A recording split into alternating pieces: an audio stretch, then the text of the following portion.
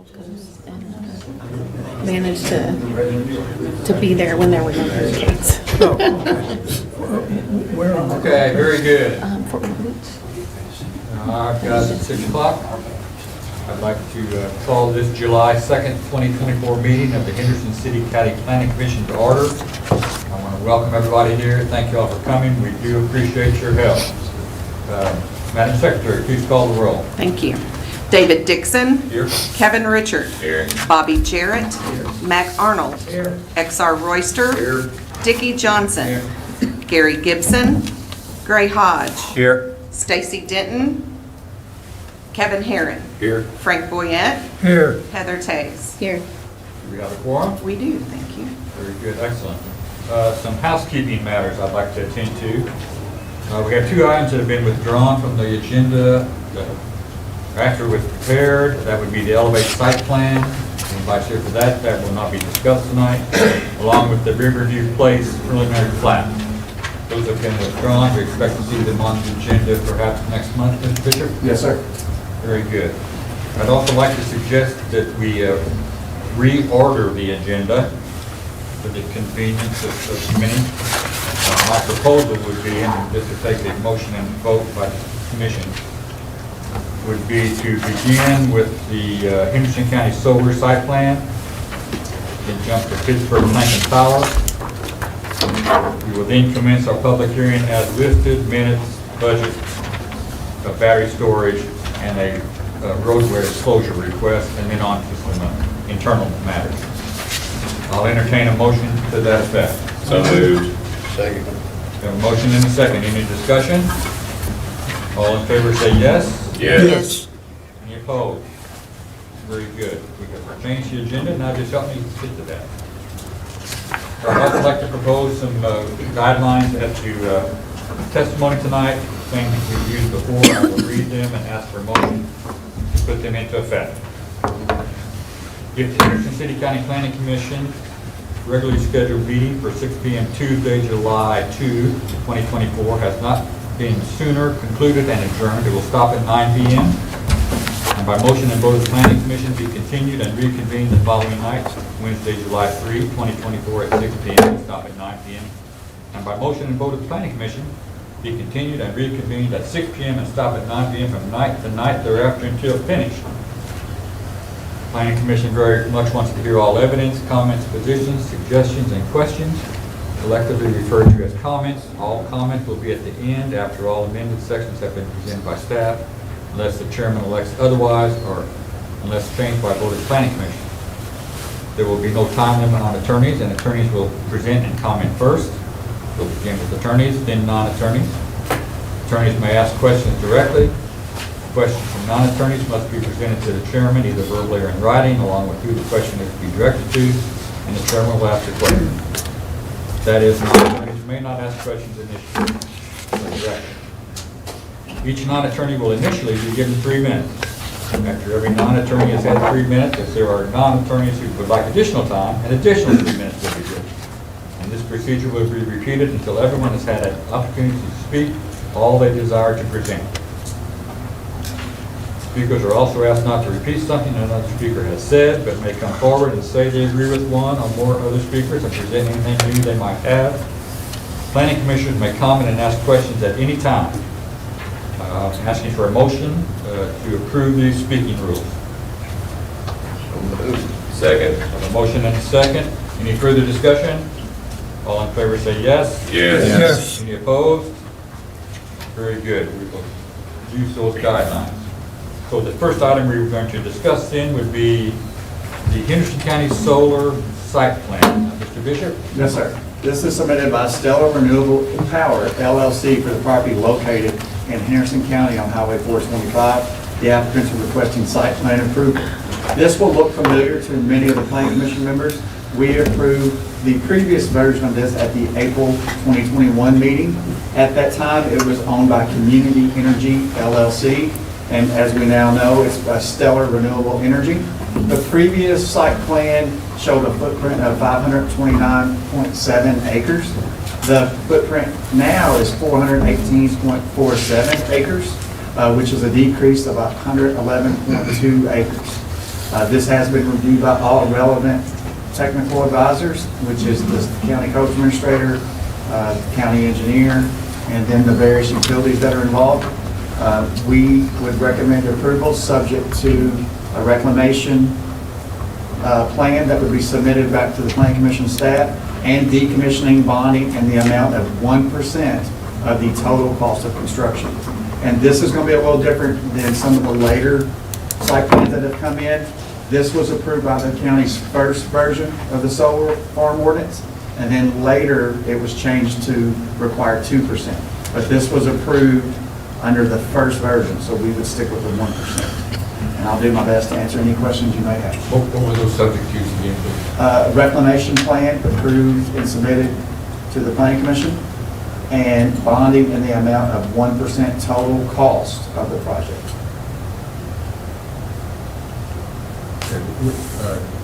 Generally, location-wise, we're talking about two sites divided by, 425 runs in between them. Correct. So, and this one on the east of Pratt, there's a railroad, and then there's improvements in that area in between the railroad and Lover's Lane, I believe that is. And then on the south side of 425, you'll notice there's improvements going south towards 41A and Wilson Station Road, which is roughly 418 acres.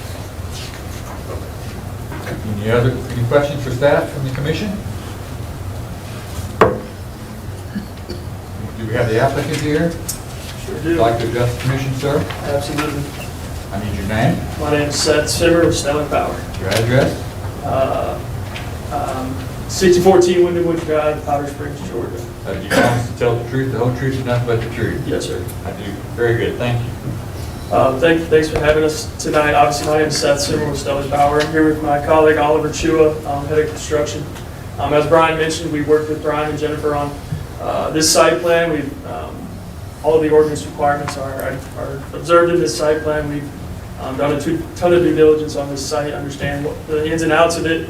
Want to partner, obviously, partner one with Hempel on this project. This is a Hempel and Stellar Renewable Power joint venture here. We're working to build this project and sell all of this power to the Henderson Municipal Power and Light. Want to work with the community here and obviously observe the ordinance you guys have put out.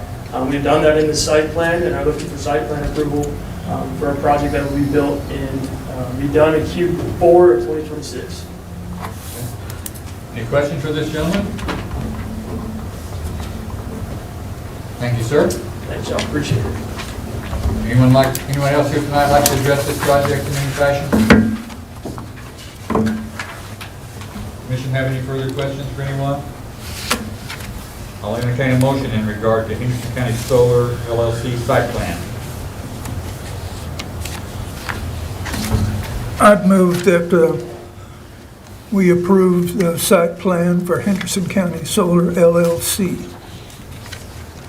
That has some I'm sorry? Subject to, conditions.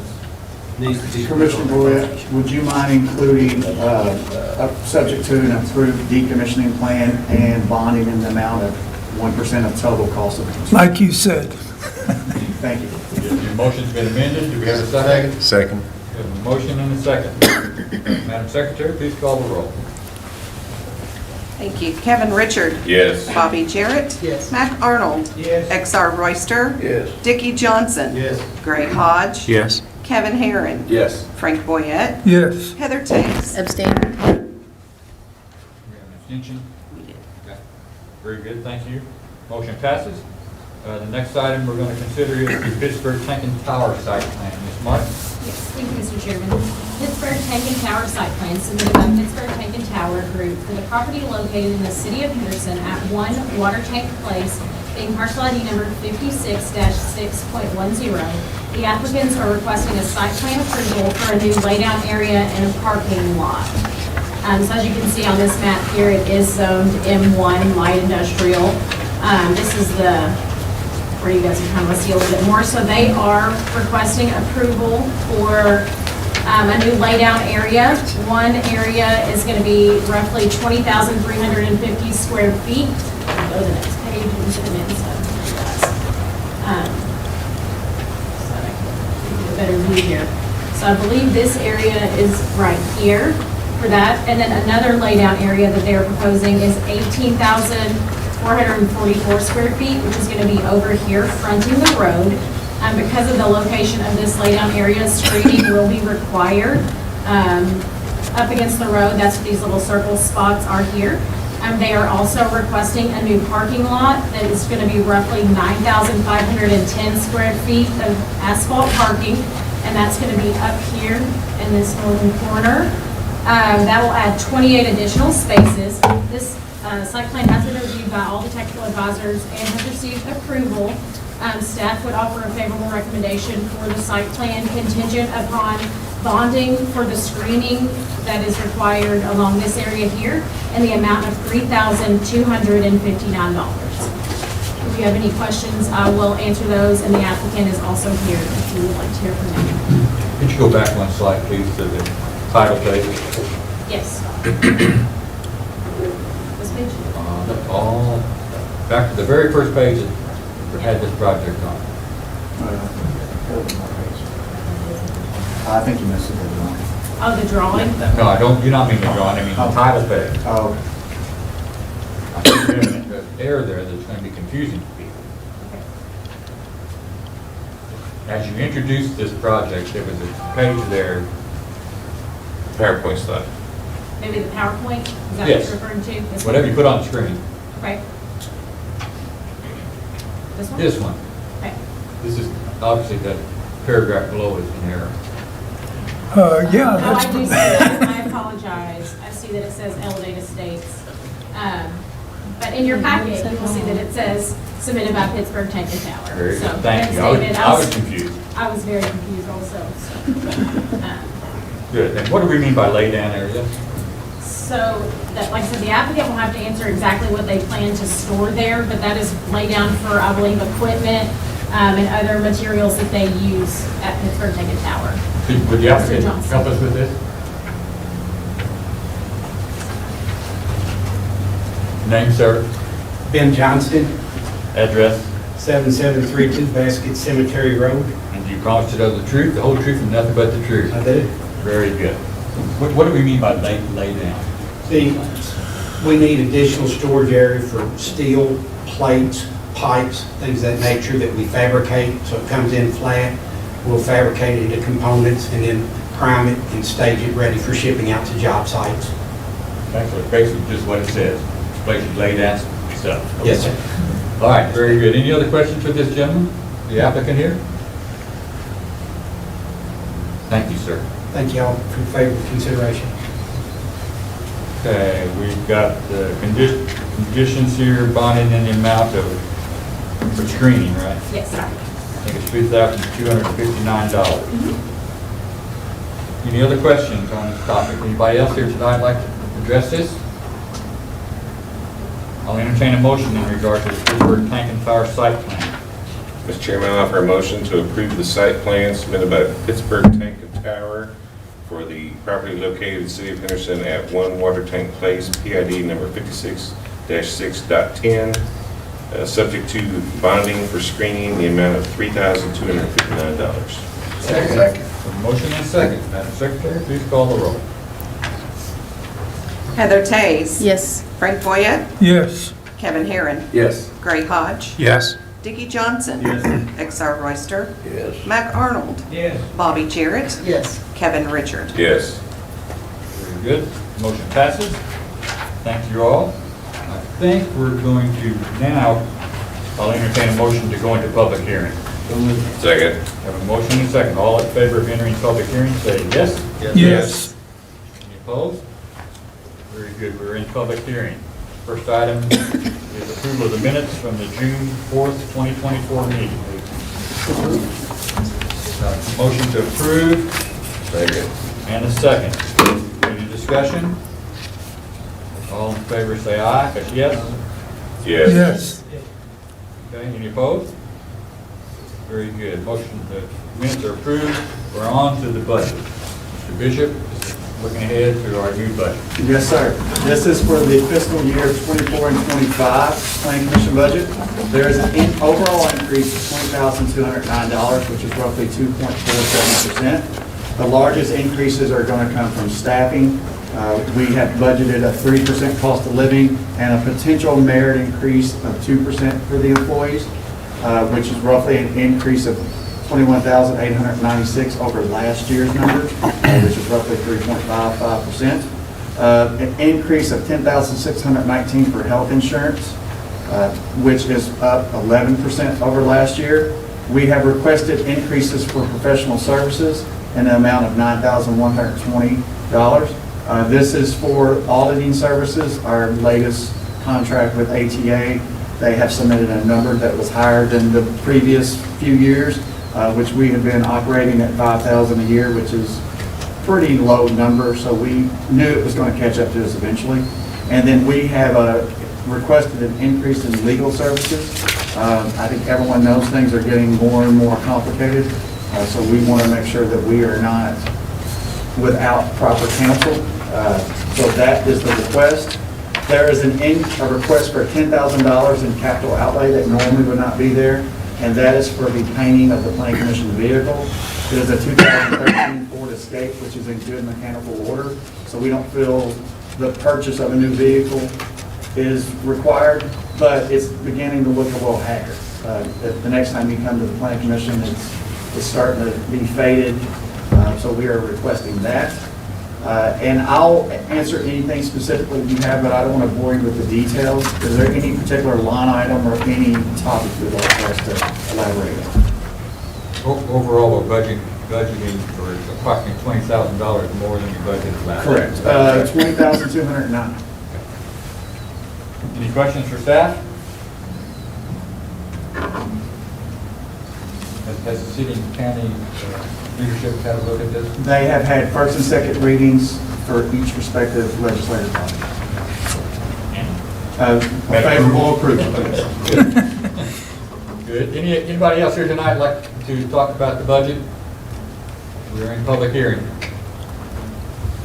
Any questions from the commission? I'll entertain a motion in regard to the proposed budget. Mr. Chairman, I'll offer a motion to approve Planning Commission GIS 2024-2025 budget as presented. Second.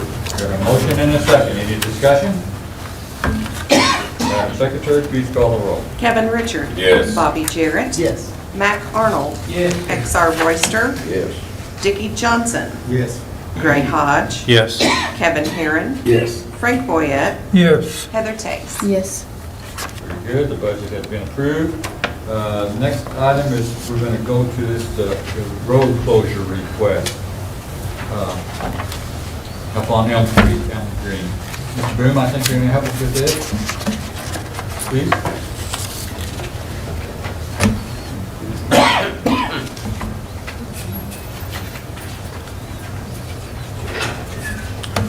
Doug, would you like us to read the overall description of the project into the record, or would you like? Sure, go ahead. This is submitted by Deaconess Hospital to close an unimproved public roadway located between 8th and 7th Streets and between Elm and Green Streets. The request is vacating approximately 109 total square feet of the unimproved public roadway located between 8th and 7th Streets and between Elm and Green Streets. Your name, sir, Doug Boone, your address, 222 First Street. you promise to tell the truth, the whole truth, and nothing but the truth. I do. Thank you, sir. So what's going on?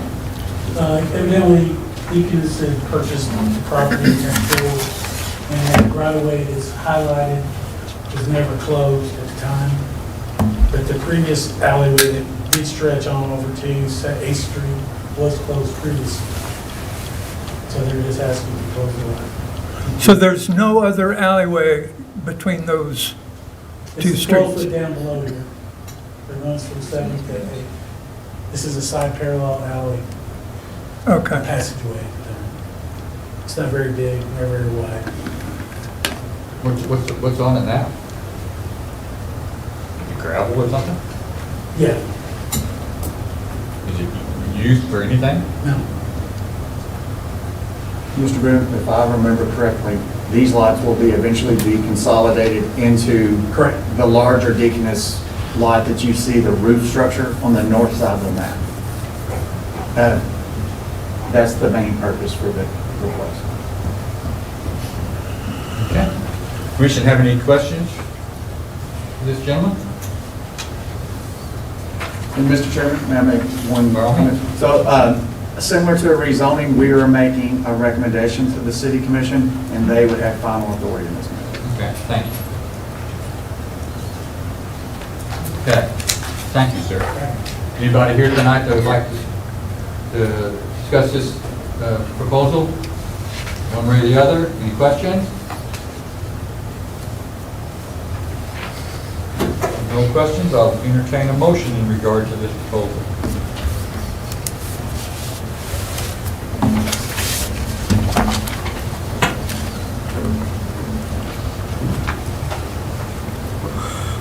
Yes, I'll make a motion that we recommend to the city commission to close part of an alley for Deaconess Hospital between 8th and 7th Streets and between Elm and Green Streets. It's about 109 square feet. We have a motion and a second. Any further discussion? Madam Secretary, please call the roll. Heather Taves. Yes. Frank Boyette. Yes. Kevin Herron. Yes. Gray Hodge. Yes. Dickie Johnson. Yes. XR Royster. Yes. Mac Arnold. Yes. Bobby Jarrett. Yes. Kevin Richard. Yes. Very good. Motion passes. So now we are moving on to the proposal to amend county zoning ordinance having to do with battery energy storage systems. Judge Snyder going to kick this off, Mr. Bishop, or you? I believe Judge Snyder's taking it. Judge, is there anything you need from us in the meantime? Okay. Your name, sir? Henderson County Judge Executive Brad Schneider, Your address? 20 North Main Street, Henderson. You promise to tell the truth, the whole truth, and nothing but the truth. I do. Thank you, and thank you for being here. And thank you, and thank you again for letting me broach this topic with you. For those of you who might not have been there, last meeting, the county brought forth a proposed ordinance having to do with battery energy storage systems, or BESS. And it was much too convoluted, tried to be all things to all people, and raised more questions than it answered. It was poorly constructed, so we decided to take it off the table, review an option, and bring it back to you tonight. So thank you. I want to reiterate that tonight, what the fiscal court is asking you to do is to consider an ordinance and not any particular project. I don't come to you with any endorsement or rejection of any particular best project. We're here to talk about an ordinance that the county can put in place to help set guidelines and rules for this emerging technology, just like the city did with you a couple months ago when the city commission adopted it. And in fact, after reviewing their ordinance, we are bringing to you something that mirrors almost entirely their ordinance, with a couple changes to depict and take account for realities out of the county, differences out of the county versus the city. Obviously, the city felt it was important to get ahead of this emerging trend with some basic rules and guidelines, and we agree. And I want to reiterate again that the passing of the ordinance does not greenlight any particular project. You know that projects that come before this commission and the fiscal board will have to go through a separate process, site plan, that will involve separate votes, separate questions. It is a separate process from what I'm asking tonight. The review, what we're reviewing tonight in the city's ordinance that you passed, we consider to be a solid, broad-based but conscientious set of rules that cover many aspects of regulating BESS. It defined the difference between Tier 1 and Tier 2 systems, screening, noise, lighting, zoning, and also safety concerns. Differences between the two involve some of the people who will be reviewing these plans. In the city ordinance, both the city fire chief and the city fire marshal will sign off on safety plans on any project before a permit will be issued in the city. The county doesn't have a single fire chief nor a dedicated fire inspector, so we have modified the plan in front of you with that requirement so that permits cannot be issued without the approval of the volunteer fire department chief in whose district the facility will be built. And in your copy, we list inspectors from the state fire marshal's office who also must bless the project. Since submitting this draft to Planning Commission staff, though, more research with both the State Fire Marshal's Office and the State Building Codes Division, we learned that the State Fire Marshal's Office does not have initial purview over issuing permits or blessing these projects. It is the State Building Codes inspectors who will inspect these facilities and will be responsible for issuing permits for them. So do we need to amend this ordinance? Yes, I'm going to ask that Okay. you do this. Anywhere you see a reference to State Fire Marshal blessing it, I'd like to ask staff if it's possible to substitute State Building Codes, Kentucky State Building Codes Division. Mr. Friday, would you mind addressing that?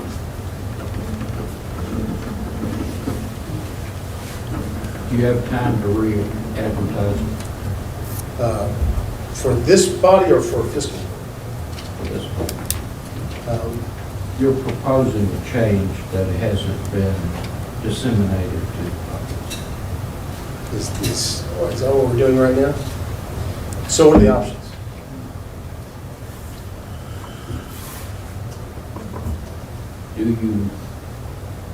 Are you on a tight time schedule? Well, I'd like to have consideration as well tonight. The way you could do it would be that this body recommends that change to fiscal court. That's what the judge is requesting. He's not making the change. He's requesting that the planning commission recommend that change to fiscal court.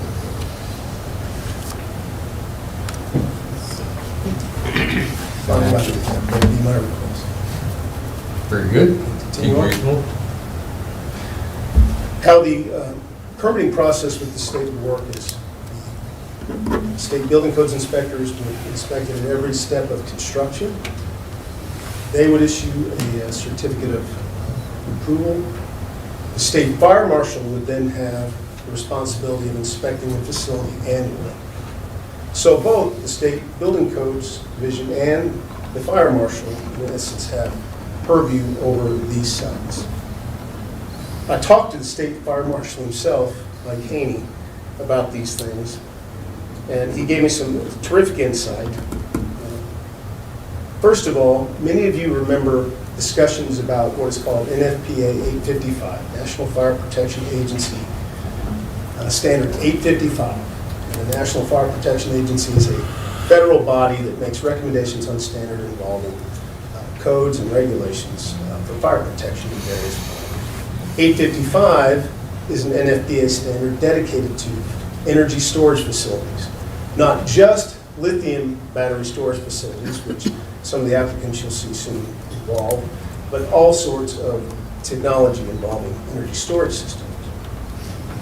NFPA 855 is referenced in your draft as a requirement for the site applicants to be approved, adherence to NFP 855. You also heard about a developing standard called NFPA 800, which will deal specifically with lithium battery energy storage systems. NFPA 800 is currently under open public input at the federal level. That window for input will be closing soon, and everyone hopes that shortly after that window closes that NFPA 800 will be issued formally. And in Kentucky, they are what is called an NFPA state, which means Kentucky often codifies and accepts as its state regulations standards put out by the NFPA. Kentucky has not formally adopted NFPA 855 yet because the storage systems have not been knocking on Kentucky's door. That changed when the announcement of the giant Ford plant in Hardin County, which will be manufacturing lithium batteries. So this is a very hot topic at the state building codes level and also with the state fire marshal. They expect to adopt NFPA 855 within the next 6 to 12 months. And the reason it takes that long is because the adoption of NFPA rules or standards by Kentucky involves either the vote of the state legislature or executive administrative order. It could happen either way. But they are seriously thinking about this now because of both Hardin County's plant And now that they know that such facilities are not in Henderson County and pretty soon other counties, this has become a priority with them. In fact, they formed a task force to take input on these facilities, and I submitted the fact that we are considering this ordinance now here in Henderson County to let them know that counties will soon be dealing with this technology as well.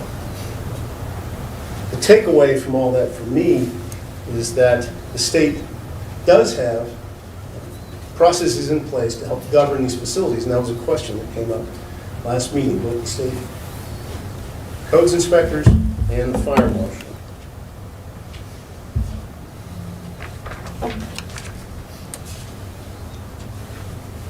I also think that it's telling that there's some sense of urgency at the state level about adopting an NFPA 855 and looking for the results of NFP 800. And it also lets me know that the state is not leaving counties, local inspectors, local regulators, carrying the overall burden of regulating these facilities.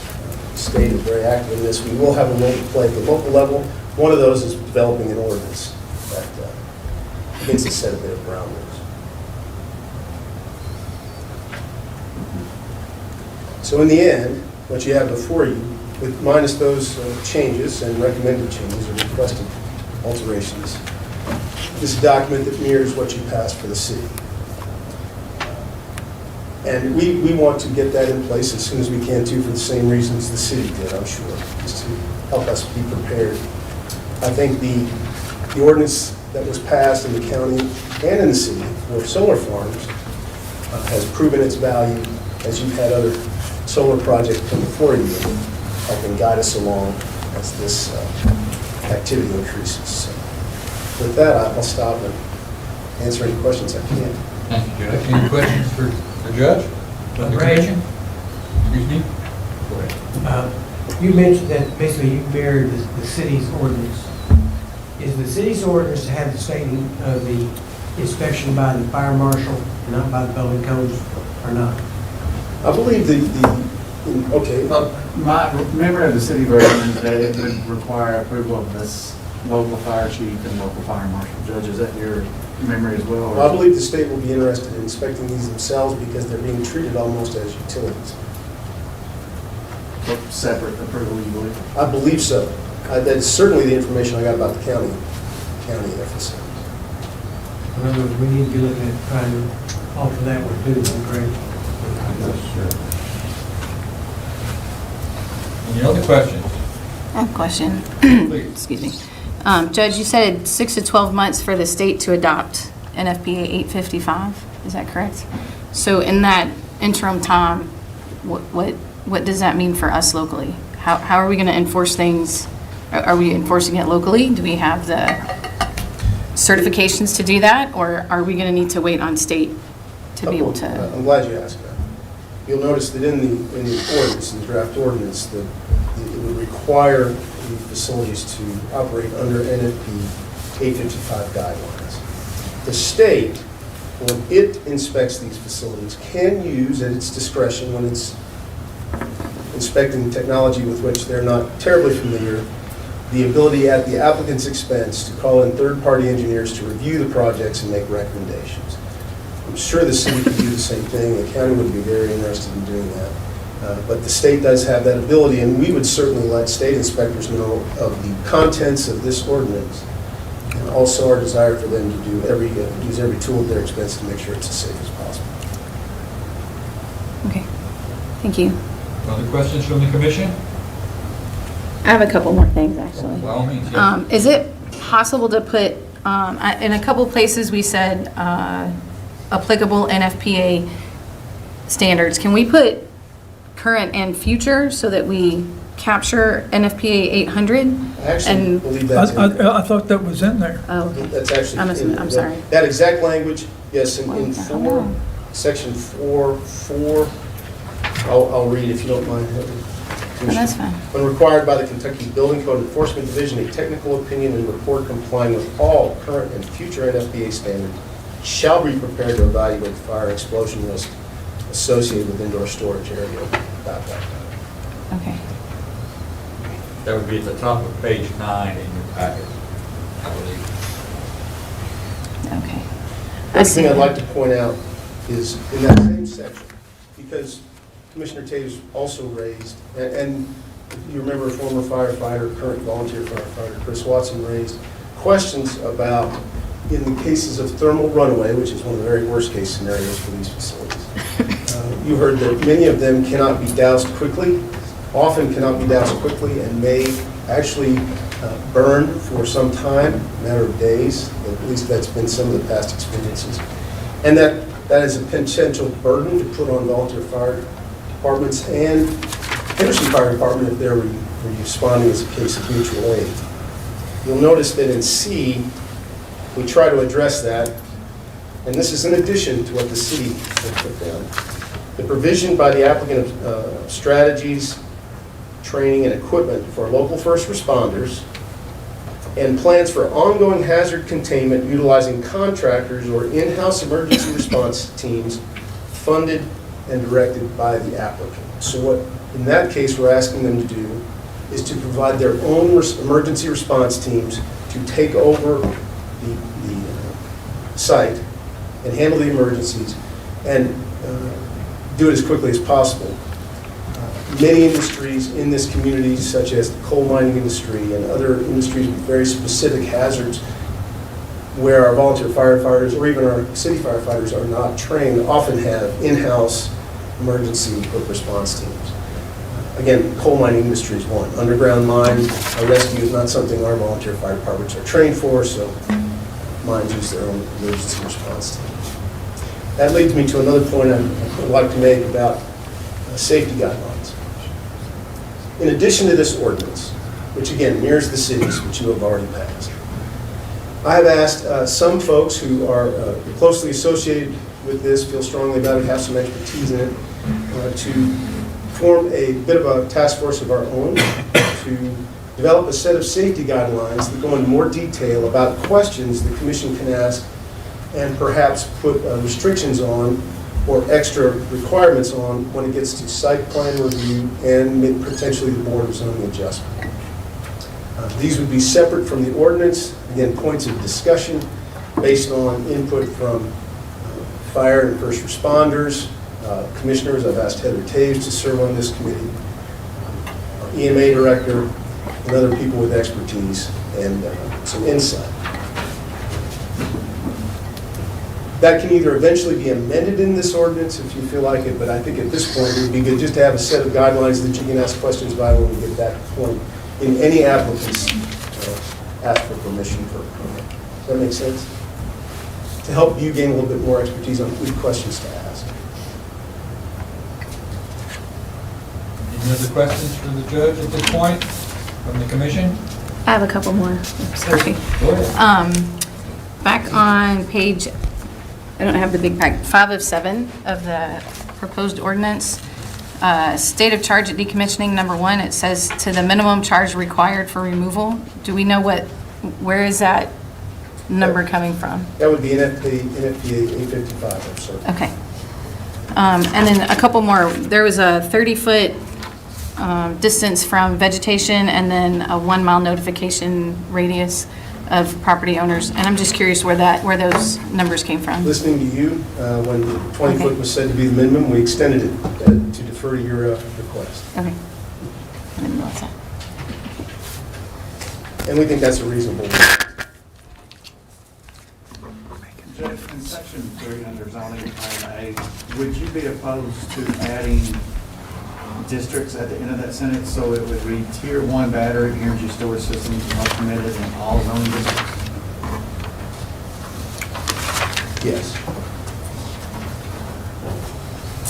And again, that's not the county making that change. It's staff recommending that the planning commission make that recommended change to physical court. And that's even less of a change because it's kind of semantics. We say all zoning, we wanted to say all zoning districts. It's the same meaning. I have one other question. It might be more pertinent to Brian. I noticed there's nothing in here about having a permanent water source. on site, is that something that would be in the ordinance, or is that something that we would look at in site plans? I don't want to make a big stink if it's not for the ordinance. Twofold there. I believe it's mentioned in 855 that they have to have a permanent Okay, water source. And then also the planning commission has a long-standing precedent that any commercial or industrial site plan have a fire hydrant within 500 feet. State codes also will have the same requirement for any facility of this size or nature. okay, thank you. Any other questions? Thank you, Judge. We may need you back. Anybody else here this evening that'd like to speak in favor of these proposed amendments with county ordinance? Anyone here like to speak in opposition, or perhaps some has further questions? Yes, sir.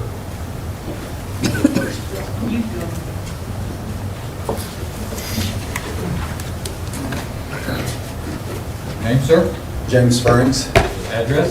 2301 Toy Inn, Boston Road, Henderson, Kentucky. And do you promise to tell the truth, the whole truth, and nothing but the truth? I do. Thank you, sir. Please proceed. A few things I want to start off with. As the judge shared with you, he referenced the NFPA being a federal body a few times. I want to clear something up for all of you. The NFPA is something that I operate on every day. It is a nonprofit.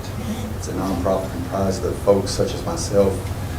At one time, Mr. Ben Johnson had a gentleman that was on staff for one of the standards.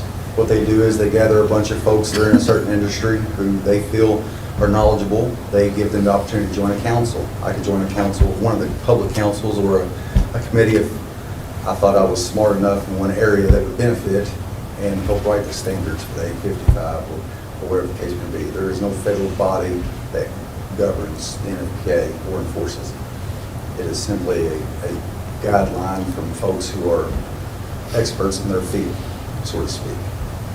It is a document. All the documents are edited and changed constantly. For an example, the 855 and the 800 sound like they're new to the board, but I work every day out of something called the NFPA 22.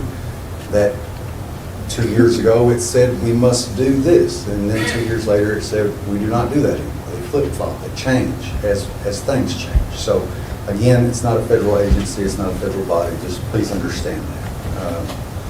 Secondly, why do we need the state to approve this? Mr. Glenn Powell's the fire chief in my area. He's going to be the one you call on and I call on when something happens. Why does what he says not oversee what happens in Franklin? I don't agree with that. I haven't seen this ordinance, but it sounds like there's a lot of differences in what you passed with the city. I just heard all zoning, the request made. I believe you passed for the city M2 only. Is that right? Does anybody know the answer to that? Say that again, I'm sorry. What's the zoning for the city approved? The heavy industrial, I believe. Which is what, M2? Yes. Okay. That's a big difference. I just heard a request made for all zoning. So, Time out. This calls for M2 as well, does it not? For tier 2, I believe what Mr. Franks is referring to, tier 1, would be personal uses that would be allowed in all zoning districts for personal use. So, like, for example, if you wanted to put some in your garage or your business, not utility scale is a good way to describe it. again, I didn't get a copy of this. Our fire chief in the area didn't get a copy of this. As far as I know, many folks weren't up to date on it, so to speak, so I'm kind of disheartened about that. But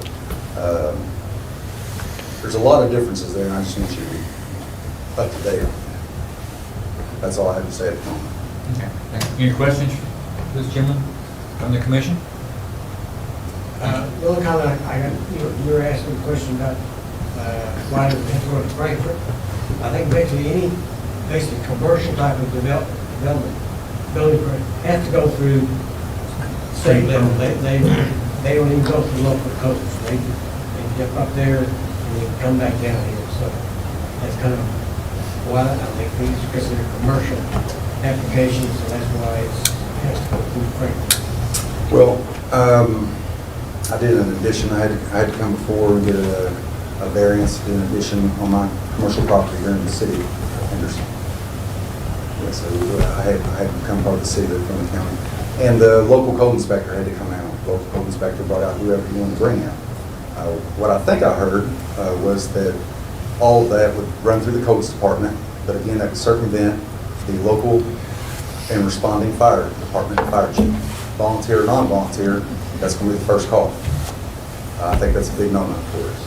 Okay, so I might be confused, because I think this says that the chief of the affected volunteer fire department does have to sign off on it. Is that what you- I mean, I don't have one, I haven't read it, but that's not what I heard verbally was. That's it.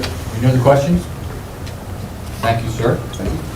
Commissioners, just so you're aware, zoning text amendments have to be advertised 1 week in advance, and so that is the notification process for things like that. So it does not require letters to be sent or anything like that. It is required to run the newspaper a week before. So we did do the notification process as required by KRS. If I may piggyback on that again, we are only recommending this before. So at what point would a private citizen get to see a copy of this proposal? We would ask that they request a copy from the staff because it's hard for us to know who wants copies. So feel free for the public to call and ask for copies at any time. Underneath the site plan, if you go more in detail, once an actual site plan comes, they do have to get a conditional use permit as well as the site plan, and that does require us to notify surrounding property owners at that point. So specific projects, if it affects you, you will be notified. But if someone wants to see a copy of this proposed ordinance before fiscal court considers it for final action, call you? Correct. Okay. Very good. Anyone else like to speak to this matter this evening? Yes, please.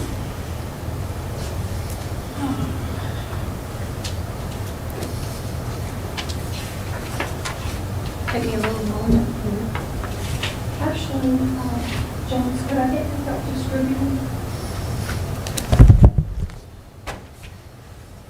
First, while I'm getting sworn in, each of them should get one. Certainly, the attorney should get one. Mr. Bishop as well. Oh, I'm sorry.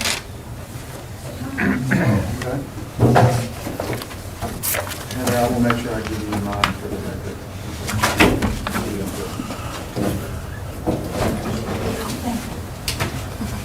It's just like grade school, you know, when you sign somebody and hand things out. Okay. Yes, ma'am, your name? My name is Deirdre McConaughey, Address? 10512 Airline Road, Henderson, Kentucky. You promise to tell the truth, the whole truth, and nothing but the truth this evening? Thank you, ma'am.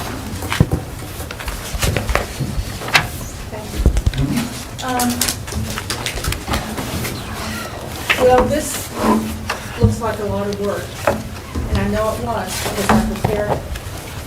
And this is only a little bit of a sample of the work that I put in to try and understand and what's going on. And so to try and be expedient, and I am so sorry that I ask so much of you, but I will try and make this as expedient as possible. So what you have hopefully before you are 4 folders. And I would start with the first one. I'm sorry, I'm my own copy, so you know. But the first folder has to do with an introduction and the ordinance. So you should find a sheet, that title sheet there. Is everybody on board? Mr. Copy this. Yes.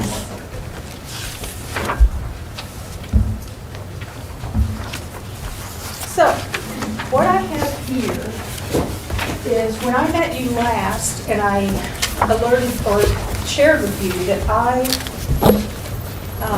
have a property that shares property lines on 2 sides with a proposed BESS facility. That's when I became aware of what even a BESS was. So since that time, I have really pulled out the lens of my viewpoint to understand, because what we're here for tonight and in the future is to develop, write, approve an ordinance for all of Henderson County. So while I hold dearly my concerns for my own singular property, I'm now really concerned for Henderson County. So I'm going to share with you what some of my findings are. So, on the first part, and I'm sorry, some of this is double-sided, some of it's not, but what's wrong with me? I tried to keep it organized. When I stand here before you, what I am not an engineer, I am not an attorney, I am not an appraiser, I am not a first responder, I am not an environmentalist. But what I am is someone who has an academic training that has trained me to ask questions and do serious research to get answers. And so that's a lot of what we're going to find in these folders. But I really want you to focus on also, and I'm, and modestly say, I'm a person with common sense. As I think, because I know most of you, we need both. So we need your expertise from whatever direction it comes, and we need your common sense if this is to go forward. Okay. So, a viewpoint regarding the ordinance.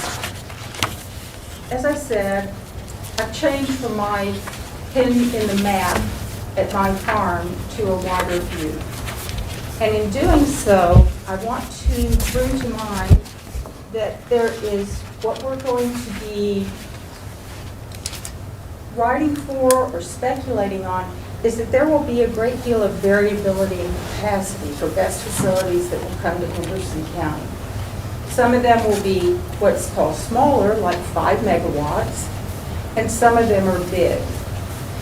I cannot tell you to the megawatt what a proposed facility that I have been dealing with, but it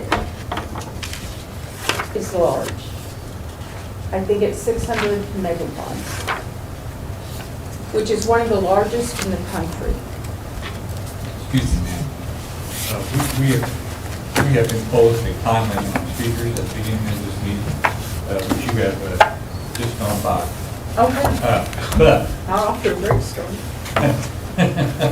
I'm going to use my discretion in this case and ask this gentleman to continue. Please go ahead. Thank you. So there's variability in capacity, so we have to look at that. Now, Judge Snyder said just moments ago that we're not writing this ordinance for one particular project, and that's true. But what I know for a fact is that what's driving this is a particular project, a 600 megawatt facility, because I've been in meetings and exchanges, and that's what it's about. Okay? So let's be clear. I want to also have in your mind that what we do here in Henderson County, I want you to keep in mind the scope of the impact of this ordinance. And the reason I say that is, it's my understanding, I should have had a disclaimer back when I said I'm not an engineer and so on. As a result, I may have things wrong, and I am open-minded to be corrected. You show me your data, and so on. I'm working with what I know at the time based on the best evidence that I can collect.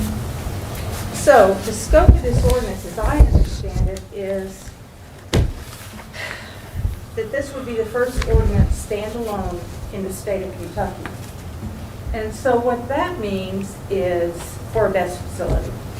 So what that means is that other counties will look at what we do and they will use it as a model to develop their own ordinance, strategy, and basically what I want is for people to look at whatever ordinance comes out of Henderson County and go, wow, these people really know what they're doing. So the first article in your intro ordinance package stapled together is titled Standing on the Edge of the Future, Solar Comes to Henderson County. And I provided this as a really, it gave me an introduction to the overview of not just BESS, but solar, as it says, as it comes to Henderson County. So I turned to, in that, on page 2 of 7, there's a quote from Judge Snyder that says, anything beyond having the ordinance, it's up to the landowners to do what they see fit. Well, I disagree, because there are multiple layers, we all know. The fiscal court, and then of course the site plan and so forth and so on. But what it got me thinking about is that the importance of this ordinance is you're greenlighting each step of the way. So do not dismiss the importance of this ordinance, because next thing you know, they can do whatever they see fit. Okay, so that's your introduction. There are a lot of people in the community that are quoted in here with interesting and sometimes opposing views, but I thought it was really interesting. Next article is, you'll find, if you turn a few pages, is called How to Plan a Safe Battery Energy Storage Project. Good idea, by Utility Dive. This is from November 13th, 2023. So these are recent. Well, all best technology in this. Basically, the summary I'll give you of this document is that they recommend that we have 4 core documents. What are these documents? Following page, before I tell you what the documents are, you turn the page, and we get, quote, while these documents are not universally required by states or local governments, leading manufacturers and project developers should go above and beyond minimum requirements by developing 4 core documents for every storage project they deploy. What are the documents? They want a hazard mitigation analysis. You can read what that is. Community risk analyses. You turn the page, you look to the facing page under getting some perspective about community risk analysis. And the quote is, a CRA is a critical component of good community engagement, helping to ensure nobody is taken by surprise by a project and avoiding an information vacuum in which misinformation can spread. So far we've got 2, hazard mitigation, community risk analysis. Now we've also 3 of the 4 emergency response plan. That seems pretty, self-explanatory, and a site design guide. So on page 5 of 5, this is kind of simplistic, but there's a section, if you're failing to plan, you're planning to fail. Although these, they quote, although these plans are not always required by code, AHJS is not going to the acronym. Emergency responders and the public still deserve to have access to the information that they contain. Industry leaders prepare these documents as early as possible in the project and use them as the framework for transparent conversations with stakeholders about safety. Okay, so that's that. Energy storage and local zoning ordinances. The page should look like this. So, this was prepared for the U.S. Department of Energy by, you don't need me to read the author's names, I will. Okay. October 2023. So you turn a few pages, and section 4.0, page 14. Gosh, I hope I got this one. Page 14 is a survey of energy storage in local zoning ordinances. Now, my request is that you review that. I'm not going to, you guys know how to read, you know how to do this. But that is important because it shows you what other places have done. So basically, my note to myself was to say, please read. Turn to page 17.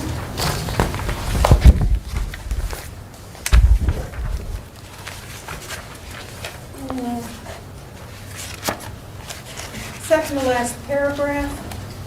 In this comparison of local ordinance zoning, it says in this survey, 12 jurisdictions identified in this study have adopted ordinances that are specifically targeted at energy storage technologies, but do not include formal adoption of national or international fire or electrical codes. This approach presents a middle ground for local officials to address many of the potential impacts of energy storage developments, particularly for those that cannot implement current fire and electrical codes. As the examples in the table show, these ordinances may address emergency response by requiring access to water, an issue that was already brought up tonight, at the facility, or may focus on another important thing that I'm going to develop, may focus on visual and sound impacts by requiring products to be screened from neighboring properties. So, anyway, that's that. So we turn a few more pages. Now we get to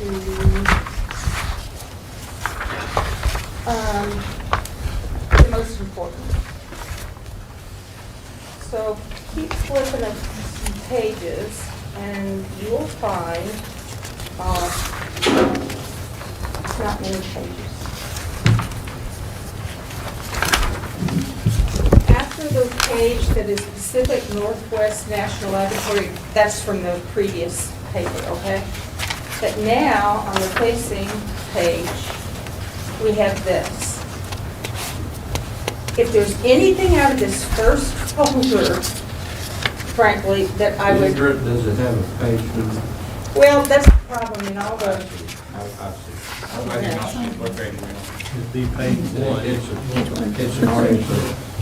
When you look at it, it's headed by ordinance number 2023-BC, and it's at the bottom of page 1.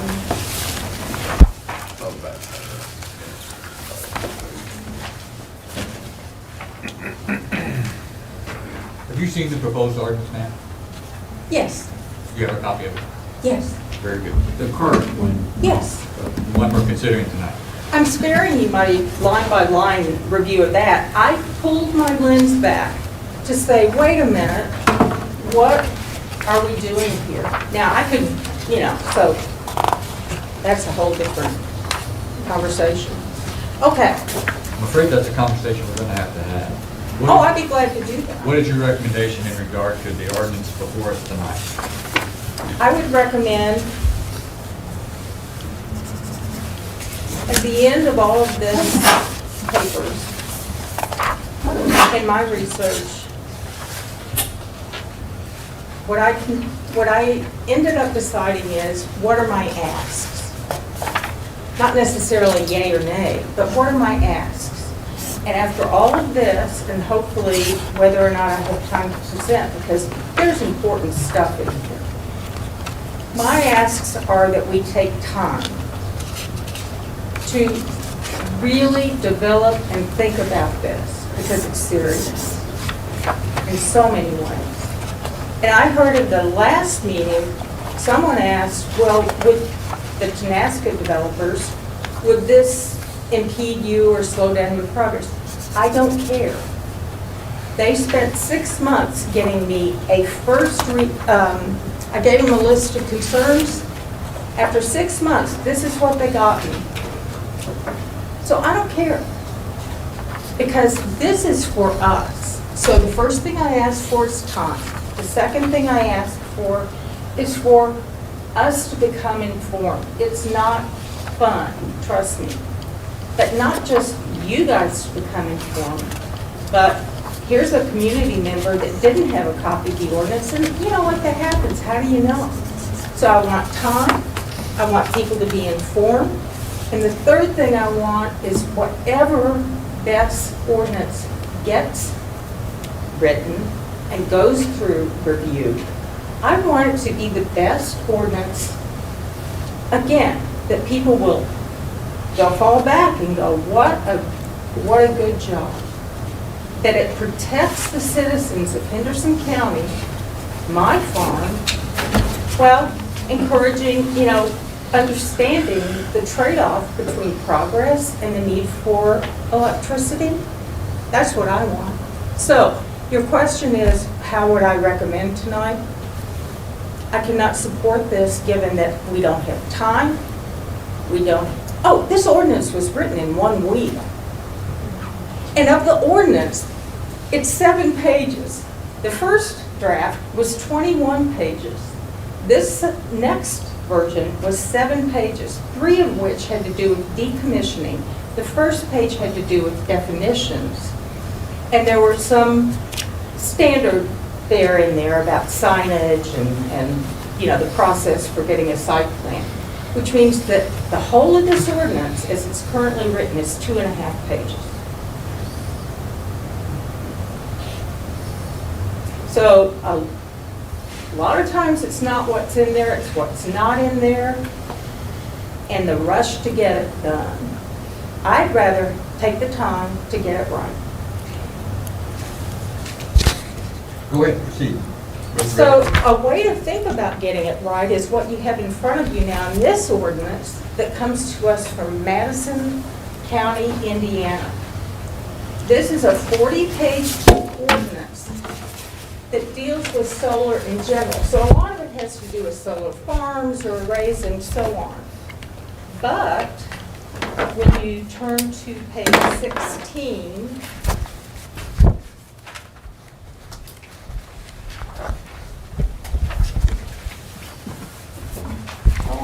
I may not have the right page.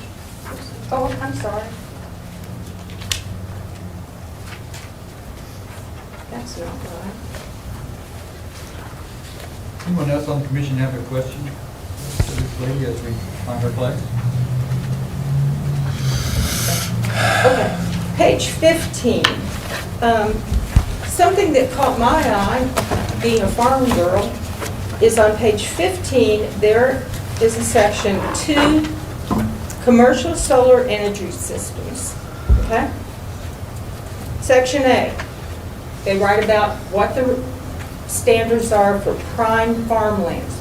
Maybe we should consider something like that. And in section B, there's something here that I thought was amazing, which is a property value guarantee agreement.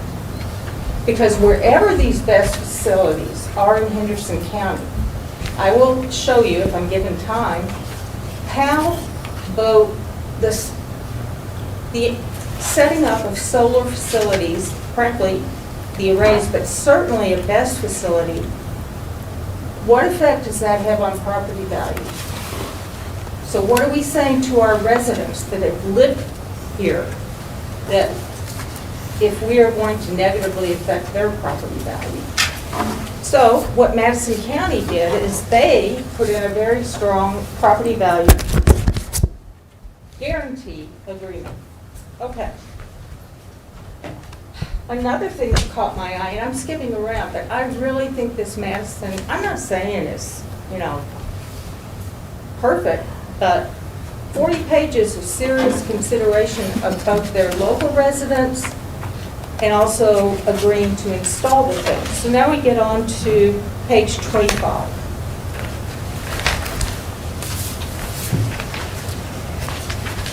And this caught my attention. It's at the end of the page in B number 3, groundwater monitoring. Well, this really kind of has to do more with solar arrays, but it also has to do with a BESS facility, because these are hazardous things going on. And in a solar array, I was really sad when I read that. I had to get up, and walk it off to find that, in solar panels, there are some that have PFAS, which are forever chemicals. Many of those come out of China. And so a groundwater monitoring system at least gives you an indication about this current BESS facility that's proposed to be adjoining my farm has a 30-year lifespan. What happens in groundwater over that time if there is some contamination? Now, I'll be dead, and they wouldn't have killed me with the groundwater contamination. But we need to consider all sorts of things that have never been mentioned. Okay? So that's the Madison County, there's one more in the Madison County. Let's turn to page 37.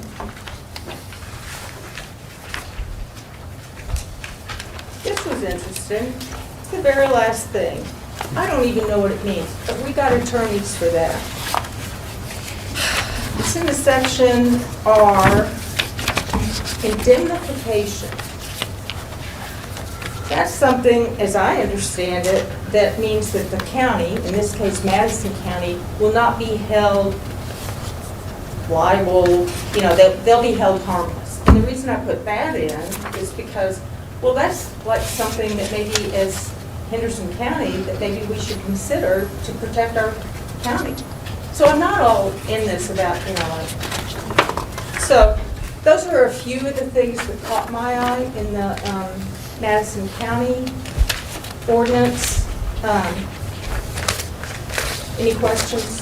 Yeah, just to clarify, this is a solar ordinance you're referencing, right? Not a BES. It also includes solar commercial, which best is in that chassis. I believe it talks also about megawatts. Let's go back to that section. Commercial solar energy system applies to CMSES and CLSES. So, I don't know if that answers your question. Would it be safe to paraphrase it as, you think these are something that should be considered for Henderson County's BES ordinance, even though they come from another county? That is exactly right. And that will be a through line. Thank you. In a way, that's a through line, because when I did my research, it was really difficult because a lot of the research has to do with solar farms and arrays. Excuse me, please forgive me. We need to give other people a chance to speak. Absolutely. Well, that closes out this folder, so that's a good time. Could I ask for a question? By all means, yes. Would you like to enter everything you passed out in the record? Yes. Or- And that's something that's important, because one reason that I'm here tonight and I drag you through this and plead with you to read what you can stand is I want this stuff on the record. Okay, do we have copies of everything put on record? Deidre, do you have any of this, or what do you have in electronic form? Nothing? Yeah, we can scan it. Good question. Is there anyone else here this evening who'd like to speak to this project, ask questions in any way, or not to this project, but to this proposed amendment to the zoning ordinance? No one else? Does any member of the commission have a recommendation as to how we proceed in terms of time limit and speaking guidelines?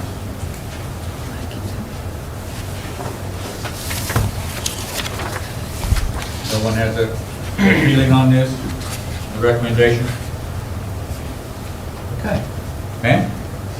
I read this ordinance, and I had no concerns with it. It was a hell of a lot better than the first ordinance we had. But after hearing Deidre talk, I got to agree with her. I think we're rushing this. And I don't know what to do at this point. I mean, I hate to vote it down, but I'm going to abstain. I'm not going to vote yes for it, I can tell you that. Let me ask a question, Brad. And I've known Deidre for years and years, and I mean, I consider her a dear friend. And I really appreciate all the documentation that you have presented to us, in which it would take me a week to read it probably or more. And I know it's probably taken you a couple weeks to collect it all and put it together for us. But I'm not saying all, but there is some highlighted areas that she has brought up that we need to consider. And I'm sure, I'm not sure, but I'm almost positive that the ordinance that you are presenting at this time is probably not going to end up there in the future. It's probably going to be amended, changed. As are most ordinances over the course of time. Yes. So, I guess I'm asking you, as the county judge, would you be willing to sit down with Deidre and go through some of this and see if some of it can be put into the ordinance in the future? Well, I also wonder if you plan on asking that of the city. Well, it may be something that we need to consider.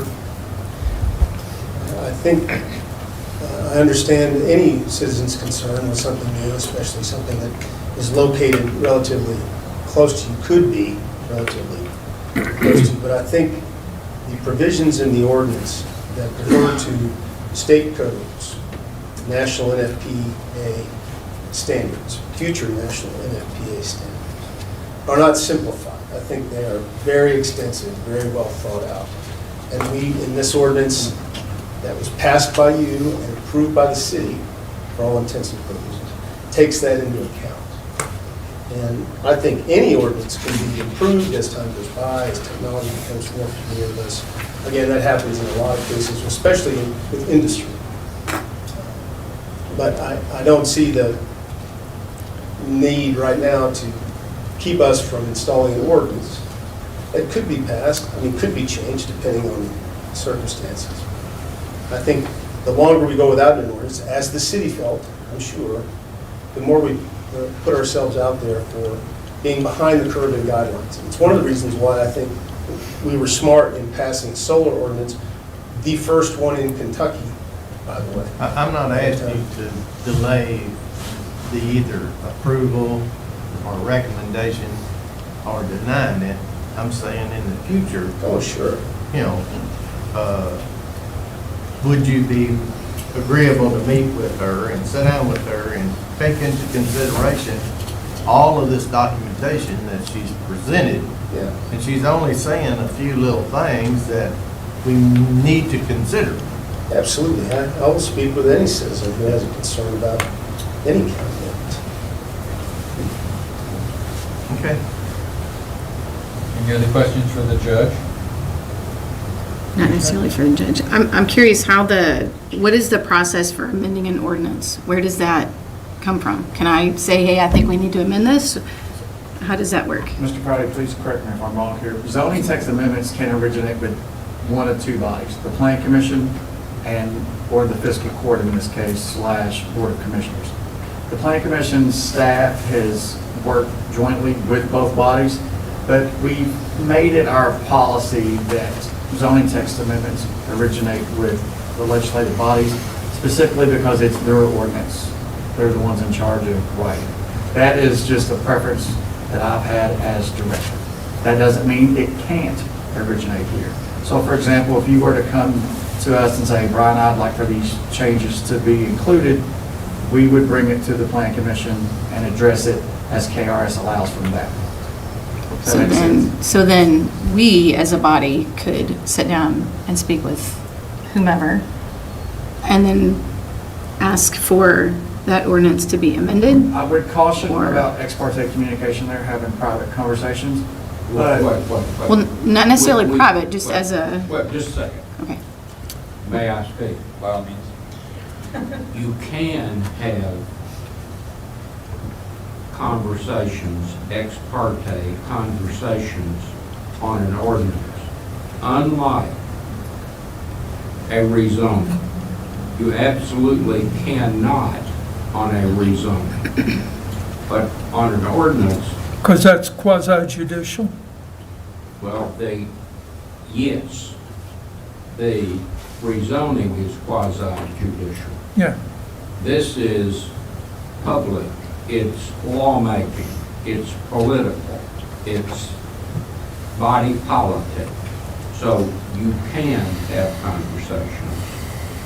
and it can be originated with planning commission. Planning commission can propose changes to a zoning ordinance and forward it to the city or county, whichever it may be. That's what Brian said. So that sounds like it could be an option to get an ordinance in place, and then, is there a time frame to, you have to wait so long before you can amend or anything like that? It's a fluid document that is always capable of being amended. An ordinance. Could not theoretically any citizen bring forward a proposed amendment to this report that we're going to make it decided? Absolutely.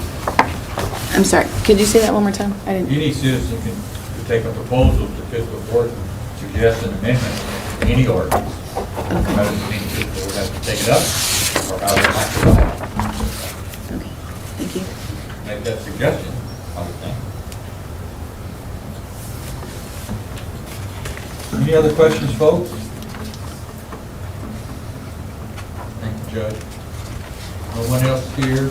Ma'am, would you like to kind of maybe I will. I'll make everybody, yes. summarize a little bit? Mr. Chairman, yes, may I ask the your Oh, by all means. Do you think we may be better off with some ordinance rather than no ordinance, and then try to improve it? That's an interesting question. Because we have nothing. That's a really interesting question. We have nothing. I have an opinion, but I'm more interested. I know what mine And is. everybody else now is going, I'm interested in yours.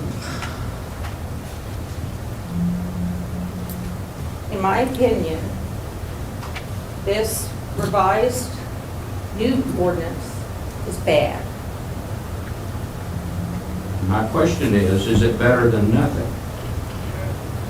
I think sometimes Sometimes. nothing is better, because what, we're not gonna allow a bunch of best people to come in, barring not having an ordinance, are we?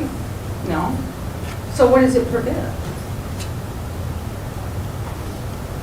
Say Does that make sense? Say that. I'm not sure. People can come in Yeah. without an ordinance. And with an ordinance, you have some structure. Right. You have- You're pulling in regulations that are very tough. That this ordinance does a lot. It may not do enough, but it does a lot.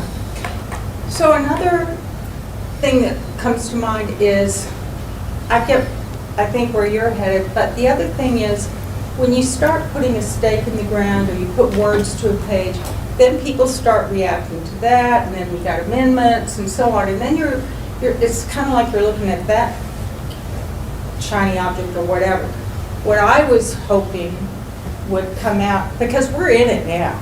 We met last month, we're meeting now, we're in it now. Well, why don't we just keep plowing the road and take the time it takes to do it right?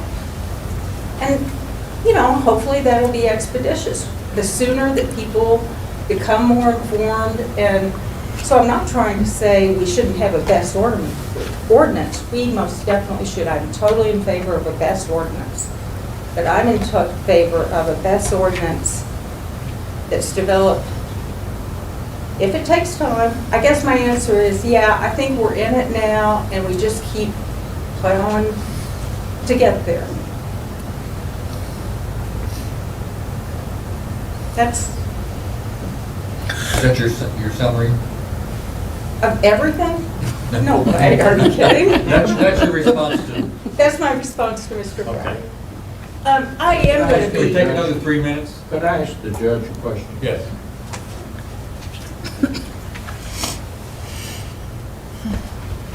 I was focused on the technical part of the ordinance.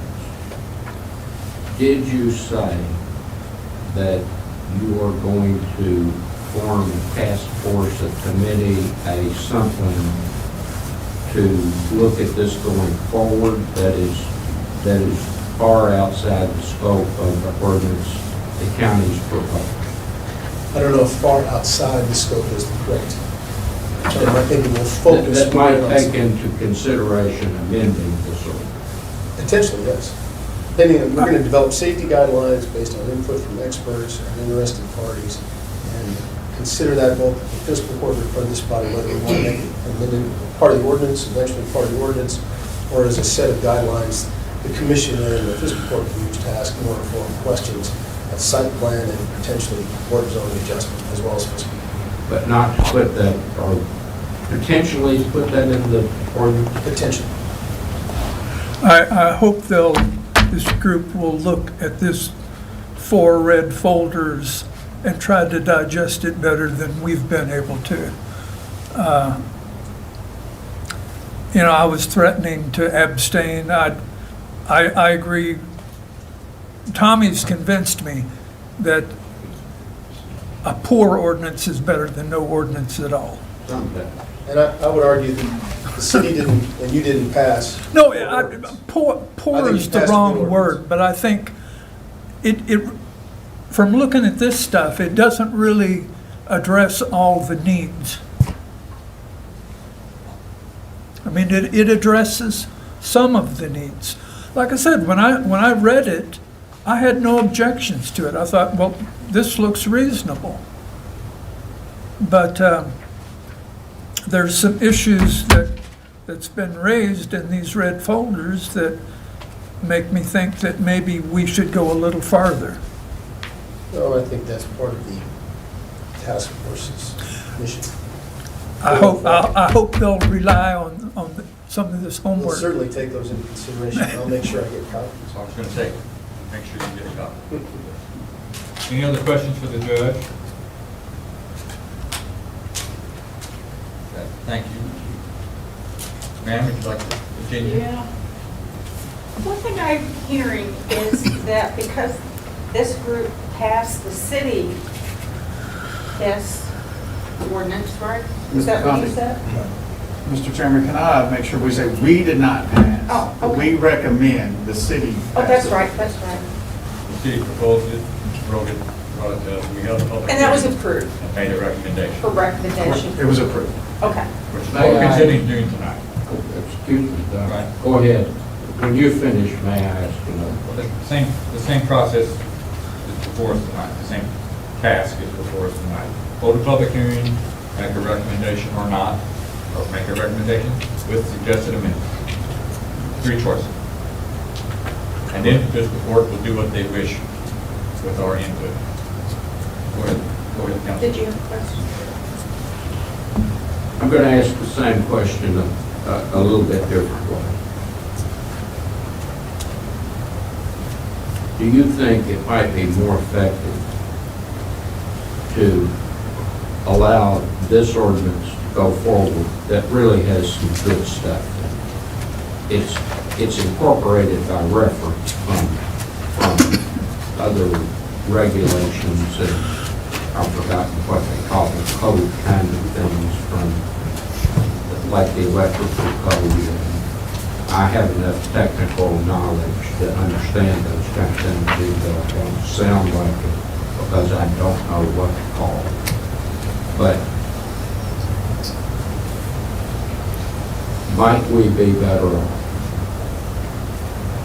Might you be better off to let this ordinance go forward and work with the technical group to improve it substantially?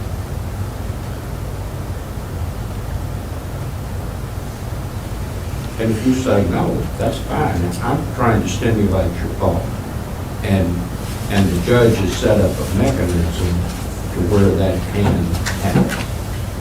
So, I'm going to go roundabout in an answer to your question.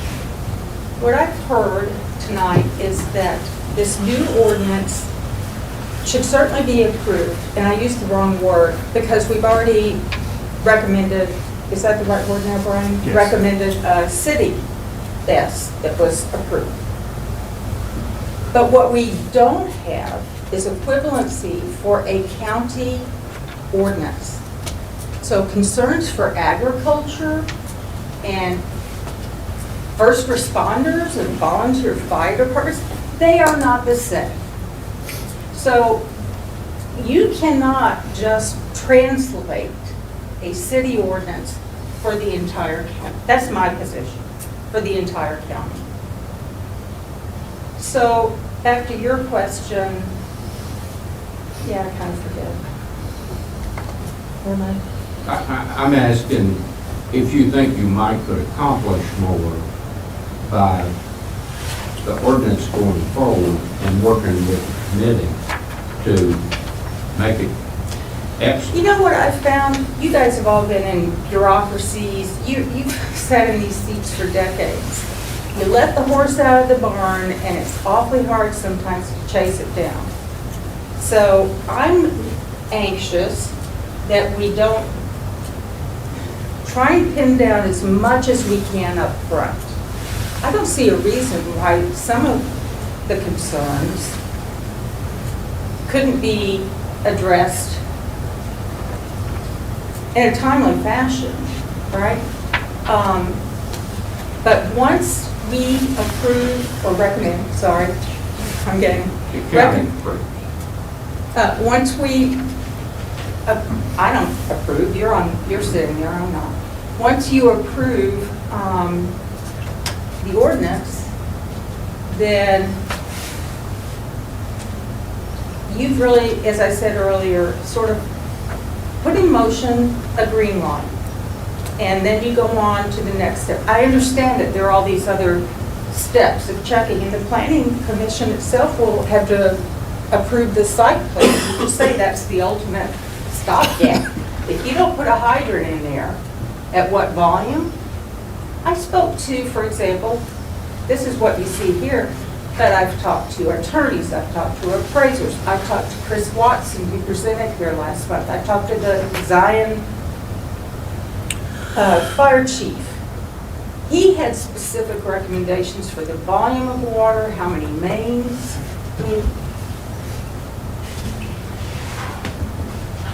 I don't have a vote.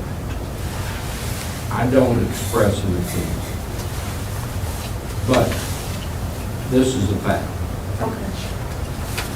You have a finite amount of time to convince this body of changes to recommend for this ordinance tonight. Chairman's been very generous with time, and he's going to give you more. But if you're going to accomplish something tonight, you're going to have to focus on what you want the council, the planning commission, to recommend tonight.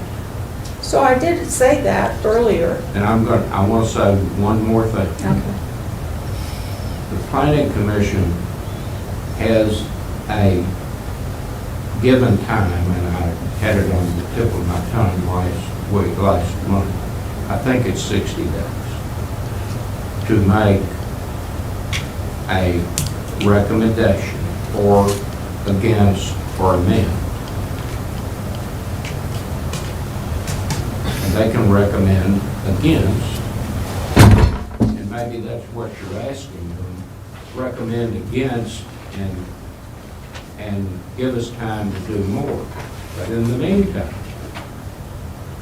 an applicant can come here and, other than common sense and jockeying, we don't have anything, the planning commission doesn't have anything to hold their feet to the fact.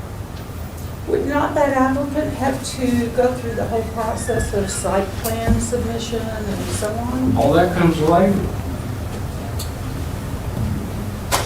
The front end, like you're suggesting on this ordinance, the front end is where you have your power. Yeah, I'm really starting, yeah, I get it. Your front end is where you have your power, and we don't have any power. So that's, And I'm saying we, as me being the attorney for the planning commission, Well, certainly indeed. I don't make Yeah. decisions or recommendations. I think I really get now where you're headed with that. But you just said these words like, where is the power? The power is in the ordinance. We don't have any power to prevent someone from coming in at this point, so. We can back from, we can do stuff, but we don't have any law, if you will, to back us up. We can fly off the seat of our pants and say, you have to do this and that, but Well, I find that a bit of a, I think that, you're right, you're the attorney. You're right to look and say what protections, bad protection better than no protection, kind of argument, right? yes, only I think we have some protection. I think the ordinance gives us a lot more. Tommy, could her concerns be addressed when this project gets to the Board of Zoning Adjustment for a Absolutely. conditional use permit? Could you elaborate on her concerns a little bit? All the stuff in these four red For folders. example, groundwater or things of that nature.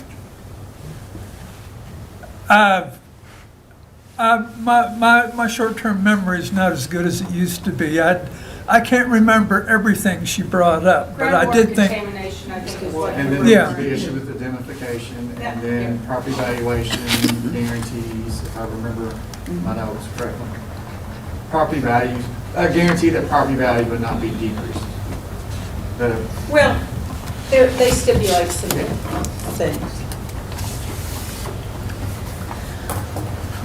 Councilman? I think it's time for me to back out, not talk about policy.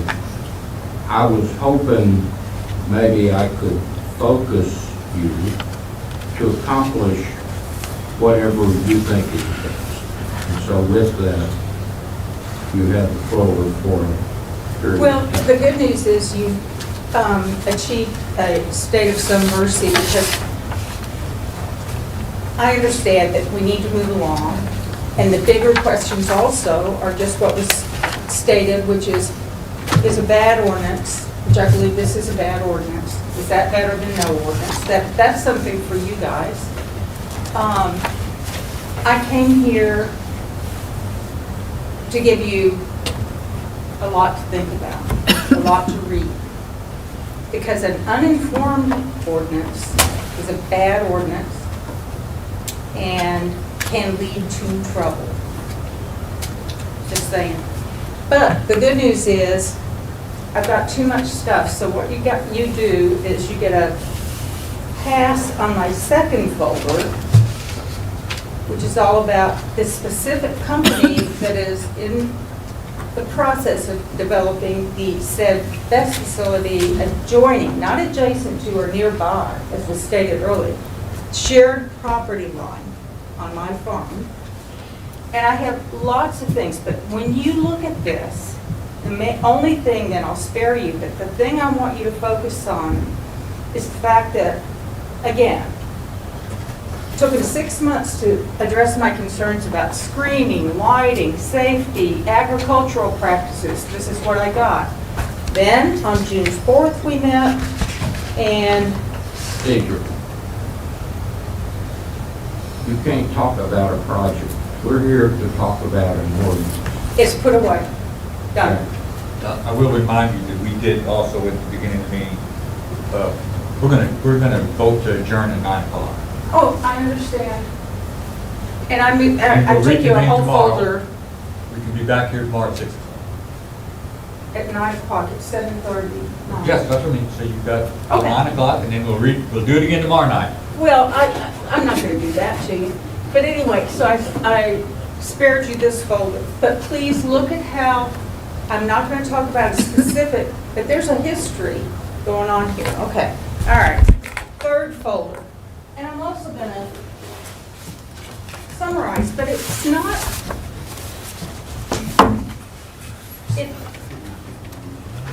well, absolutely. It's a hot copy. The folder called Zoning and Property Value. It's the thickest.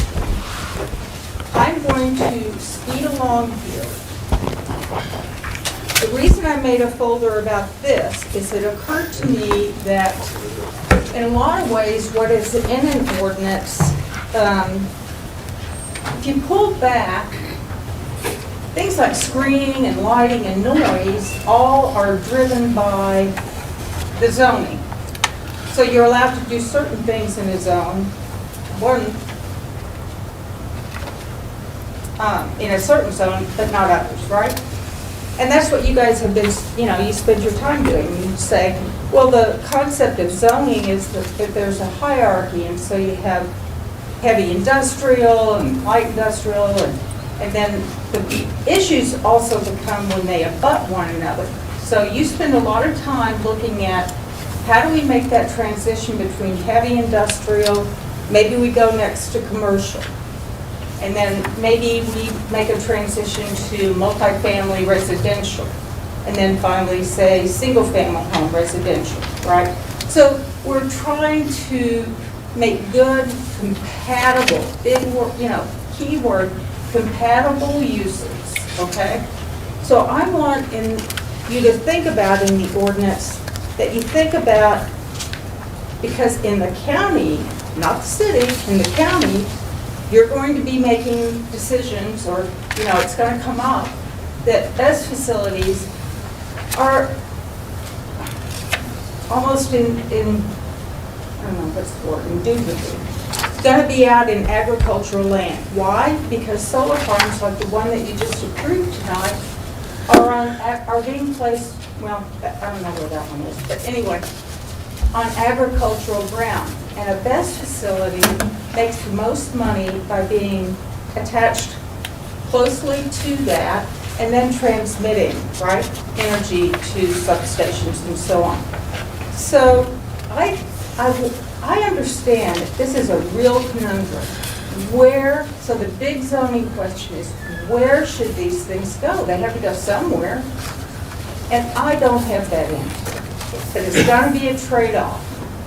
And so I really pose that question. It's critical.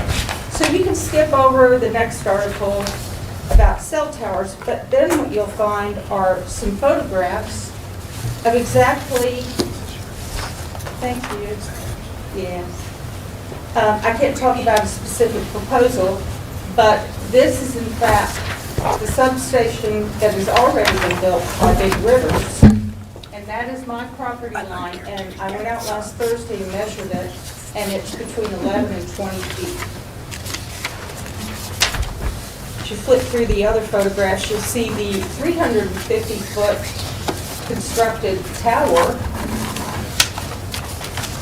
and another photo of the, I don't know what they're called, like A-frame high voltage transmission lines.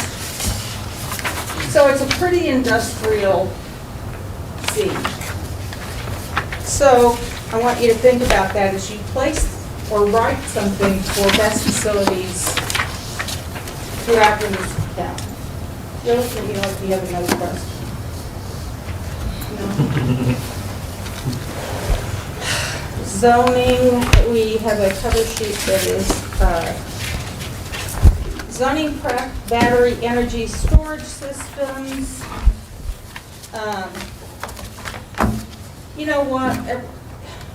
It seems like I've worn out my welcome. So the details, I will point you to page 10 under dimensional standards, what they think are appropriate setbacks and performance design standards for vegetation and screening. That's page 10 under dimensional standards.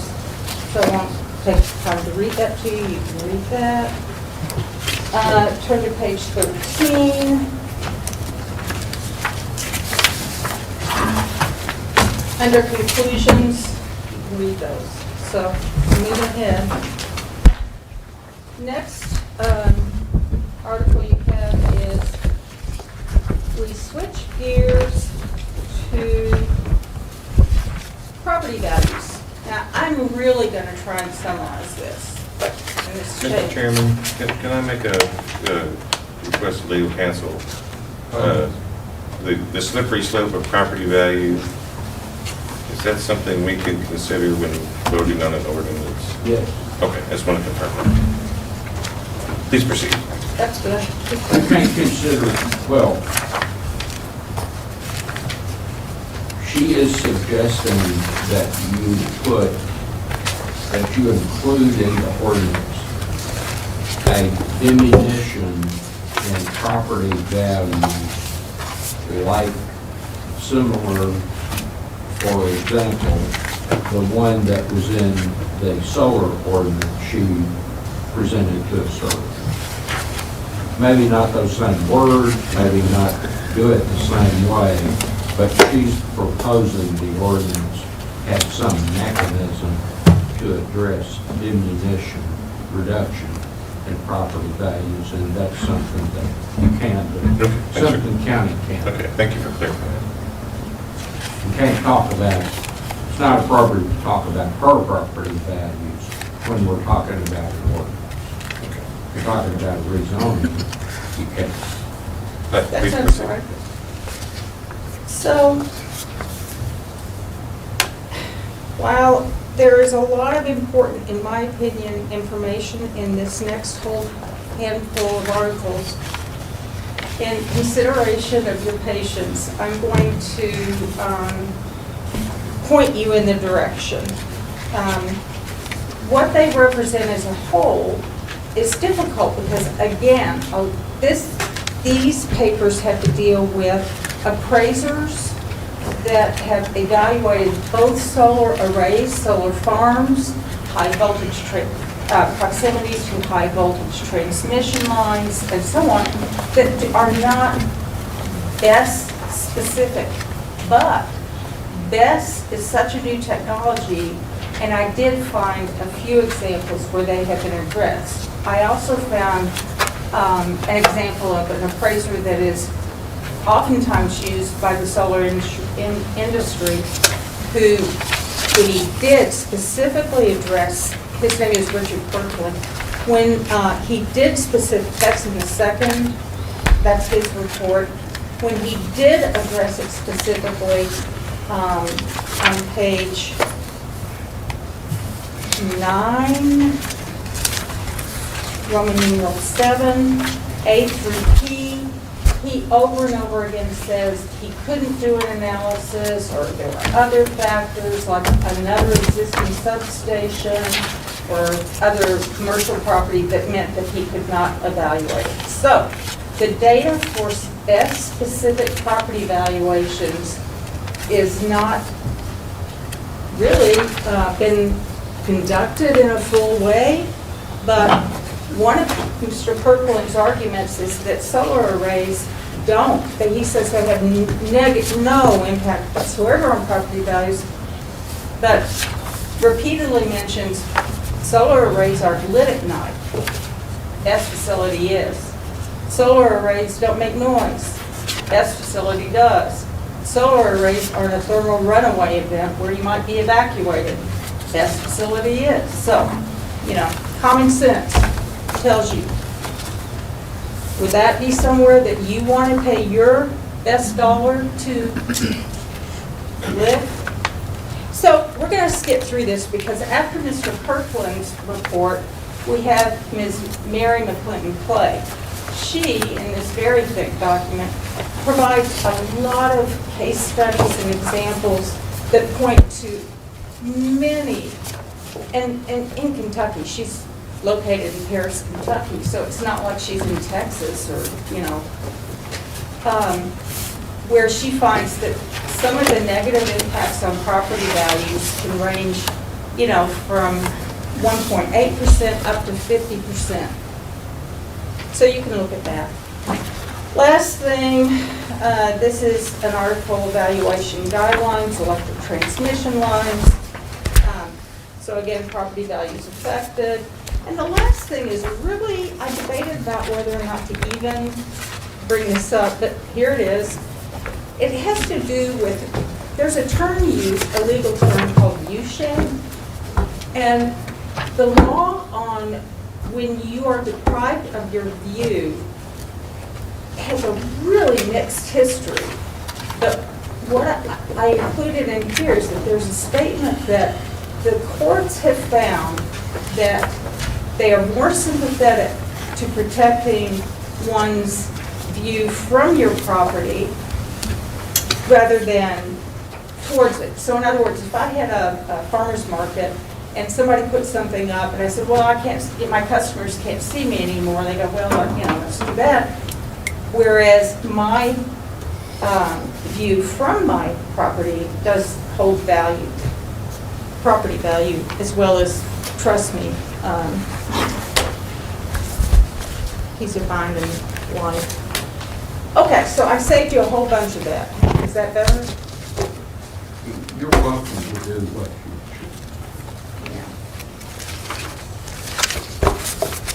By the way, I have 8x10 glossies of this property, if you need to see the originals.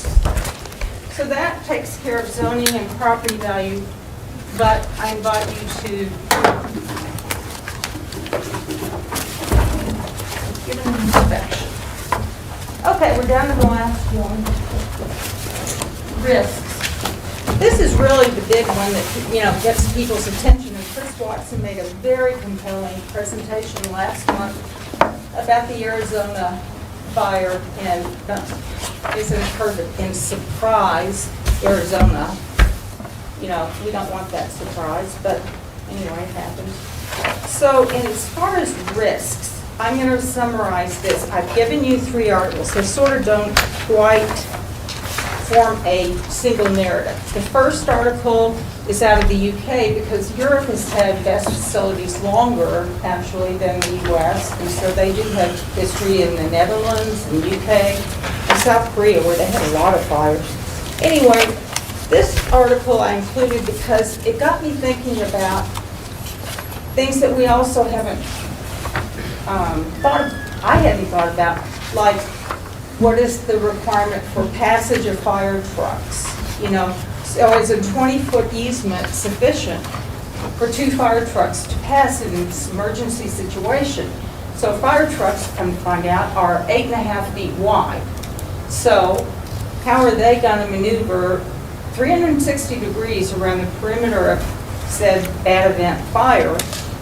And what's going to happen is they're going to, I don't know. So I'm raising questions. Is that a sufficient easement?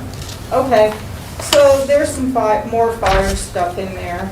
Water supplies, in that article they said in the event of a fire, they should be capable of delivering no less than 1,900 liters per minute for at least 2 hours. Okay. Now, here's something to think about. Again, these are not a narrative that it's going to jump. In the ordinance, again, this is out in the county. It just so happens, and I know I can't talk about the project, but this is kind of how it works. talk about the ordinance, things you want in the ordinance. Okay. In the ordinance, would it be a concern that there are natural gas pipelines running in nearby proximity to the BESS facility?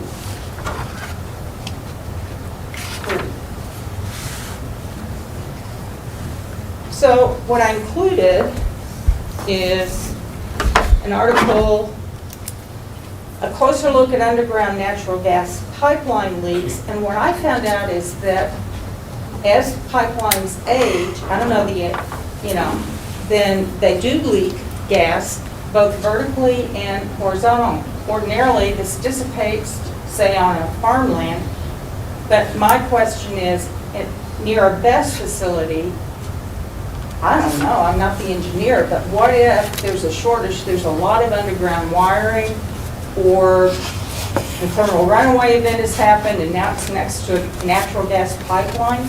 So should we specify that it couldn't be within some distance of a natural gas pipeline? So there's that.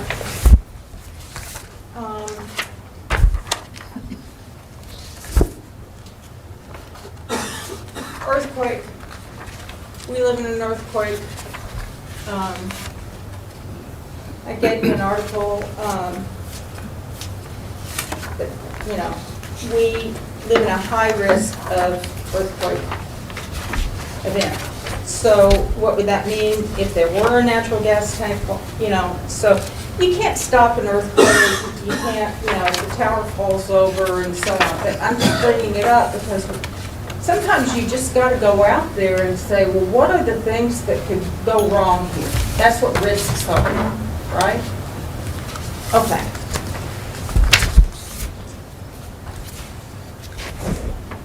So there's been talk, when we talk about risks, one of the things, and this is good news, this is really true, the number of incidents of serious fires from BESS facilities has decreased precipitously. The deployment of BESS facilities, meanwhile, is increasing. So as those reconcile and technologies improve and we learn more about them, we hope that they will find a very low incident rate, even though we have more of them. Having said that,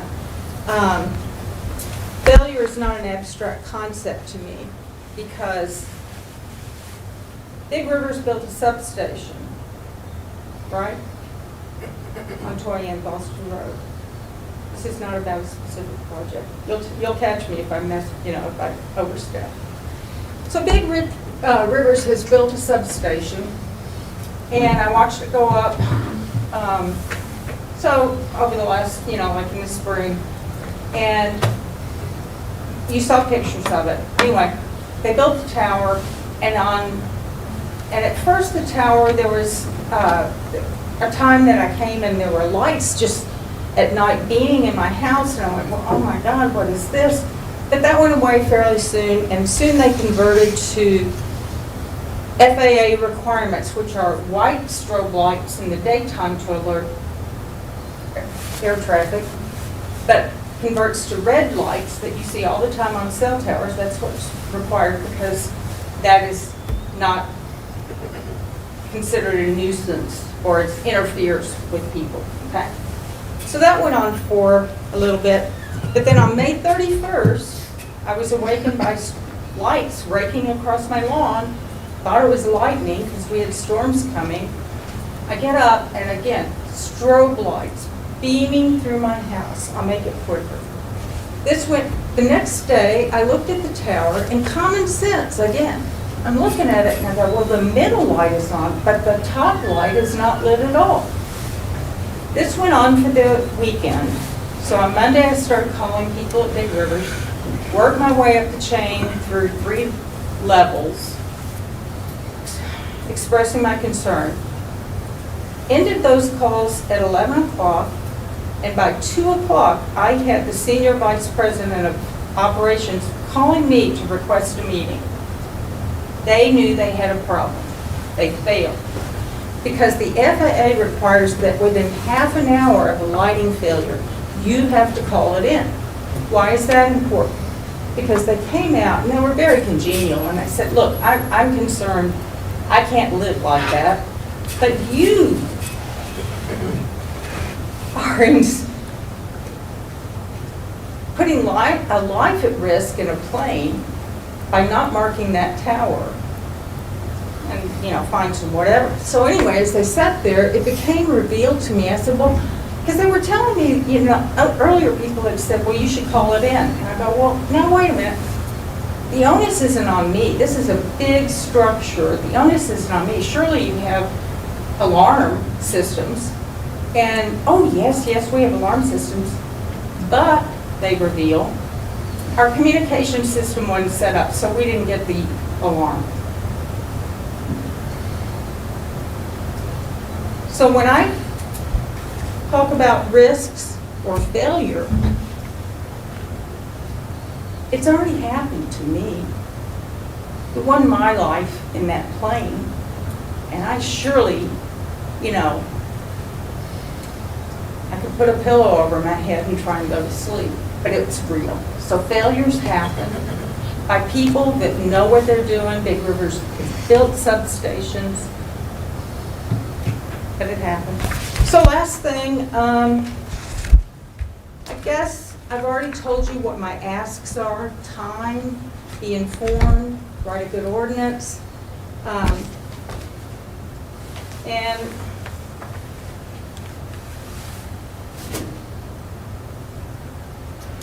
I've been thinking about the refrain in Joni Mitchell's Big Yellow Taxi. Don't it always seem to go that you don't know what you've got till it's gone? They paved paradise and put up a parking lot. And I think of that because I knew what I had, but that is going away by no choice of my own. And I will do my best to be a good steward and a good community member, because if we need energy, I want to turn my lights on. Be careful, because when it's gone, it's gone. And that's that, I think. Thank you, ma'am. Anyone else here in the audience that'd like to address this question? Yes, sir.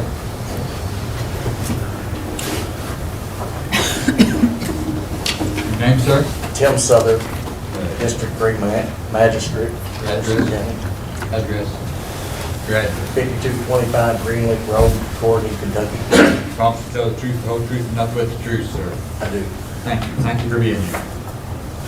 One of the things we discussed as magistrates was to put this ordinance out, but we're all open-minded and willing to change it if necessary.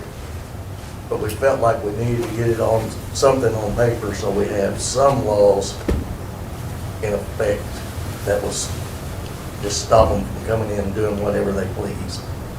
I know we have ordinance, or not ordinance, but we have commission that stops some of that, but if there's no laws in effect, it's hard for y'all to make decisions. So we tried to do this to get ahead of the game and then possibly change as needed, because it's new technology, we're all learning, and we all have concerns. And I definitely don't want to do anything to hurt farmland, I don't want to do anything to hurt the county, and I don't want to do anything to hurt property owners around those facilities. So we're open-minded, and we want to try to work with the people, the experts, and adjust this to where we need to in the future. But we need this now so we can improve on it, in my opinion. Thank you. Is there any questions for this gentleman? Thank you very much, sir. Anyone else here this evening like to speak to this question? Commission have any questions for anyone? We've heard? Perhaps someone?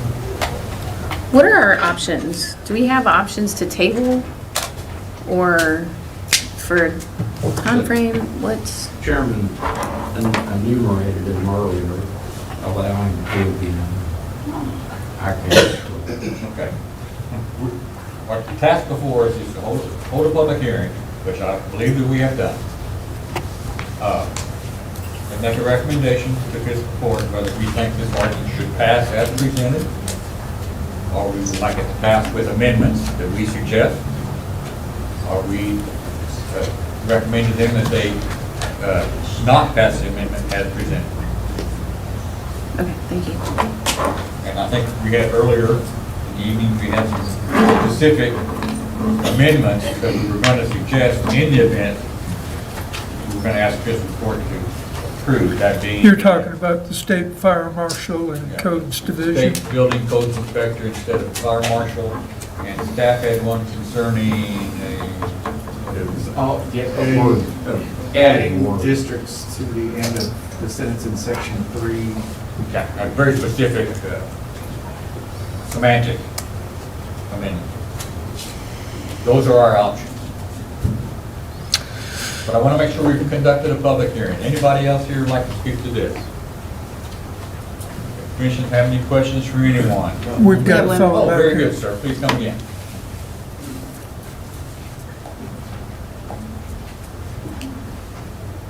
Thank you. So, James Franks again from Toledo and Boston.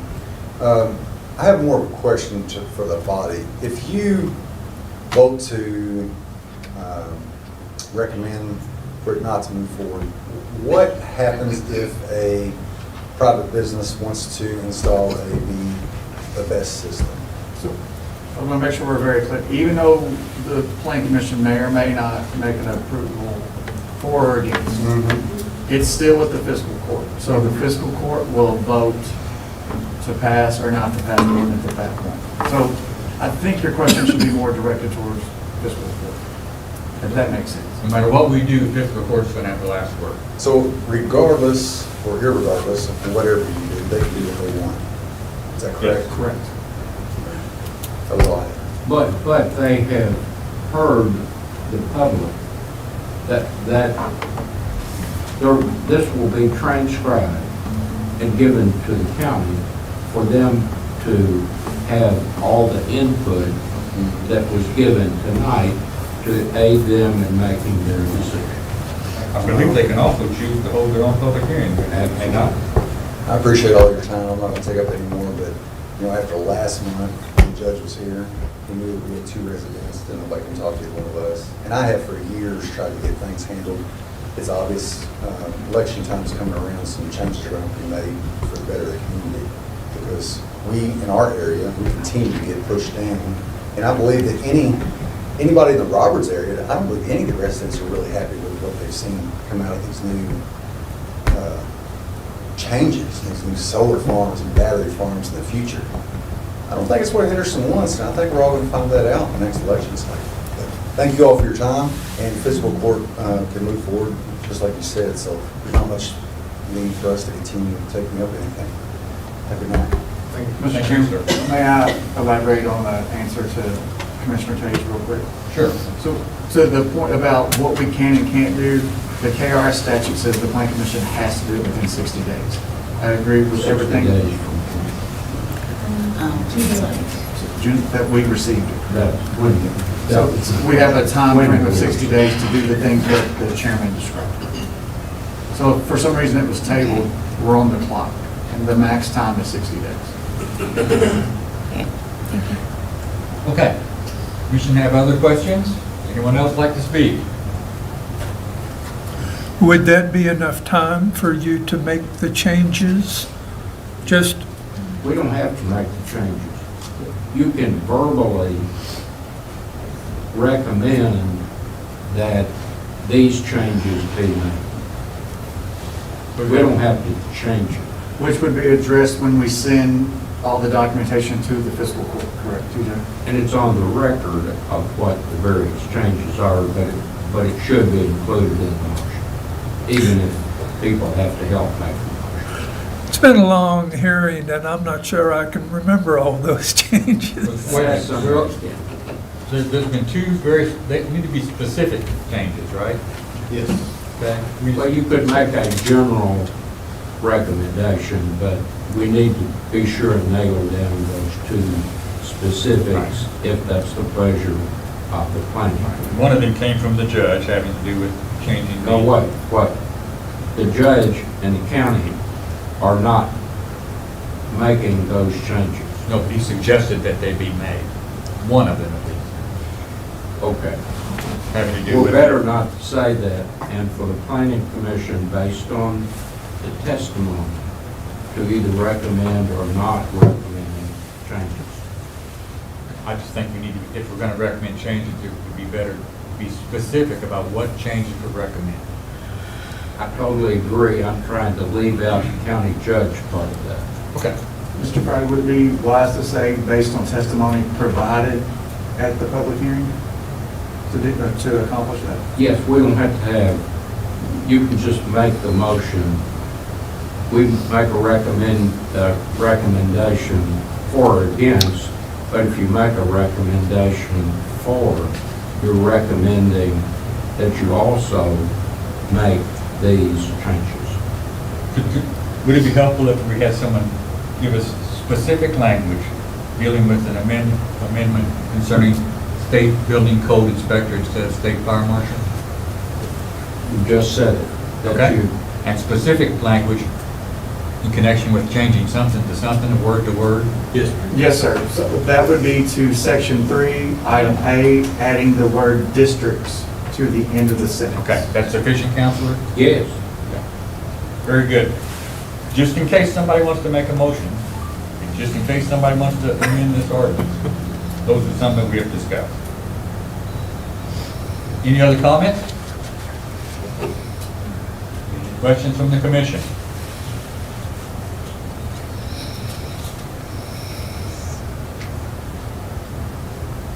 Take a minute and think about it.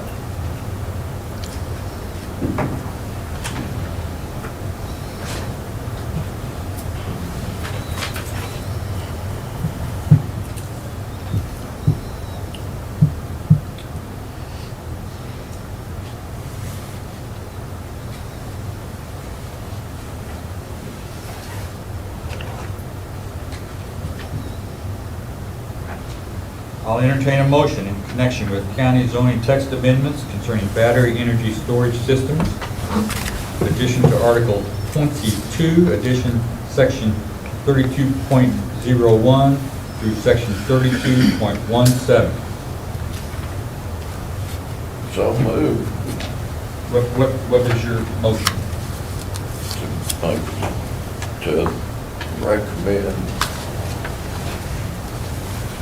the text amendment to the county. Okay, we have a motion to approve the ordinance with the aforementioned amendments. Sir, can you clarify your motion? Does your motion include those additional recommendations? The fire marshal one and the Word addition. word addition of a word. With change. The addition of or districts. Yeah. Okay, so we have a motion on the floor. Is there a second? Second. We have a motion and a second. Any further discussion?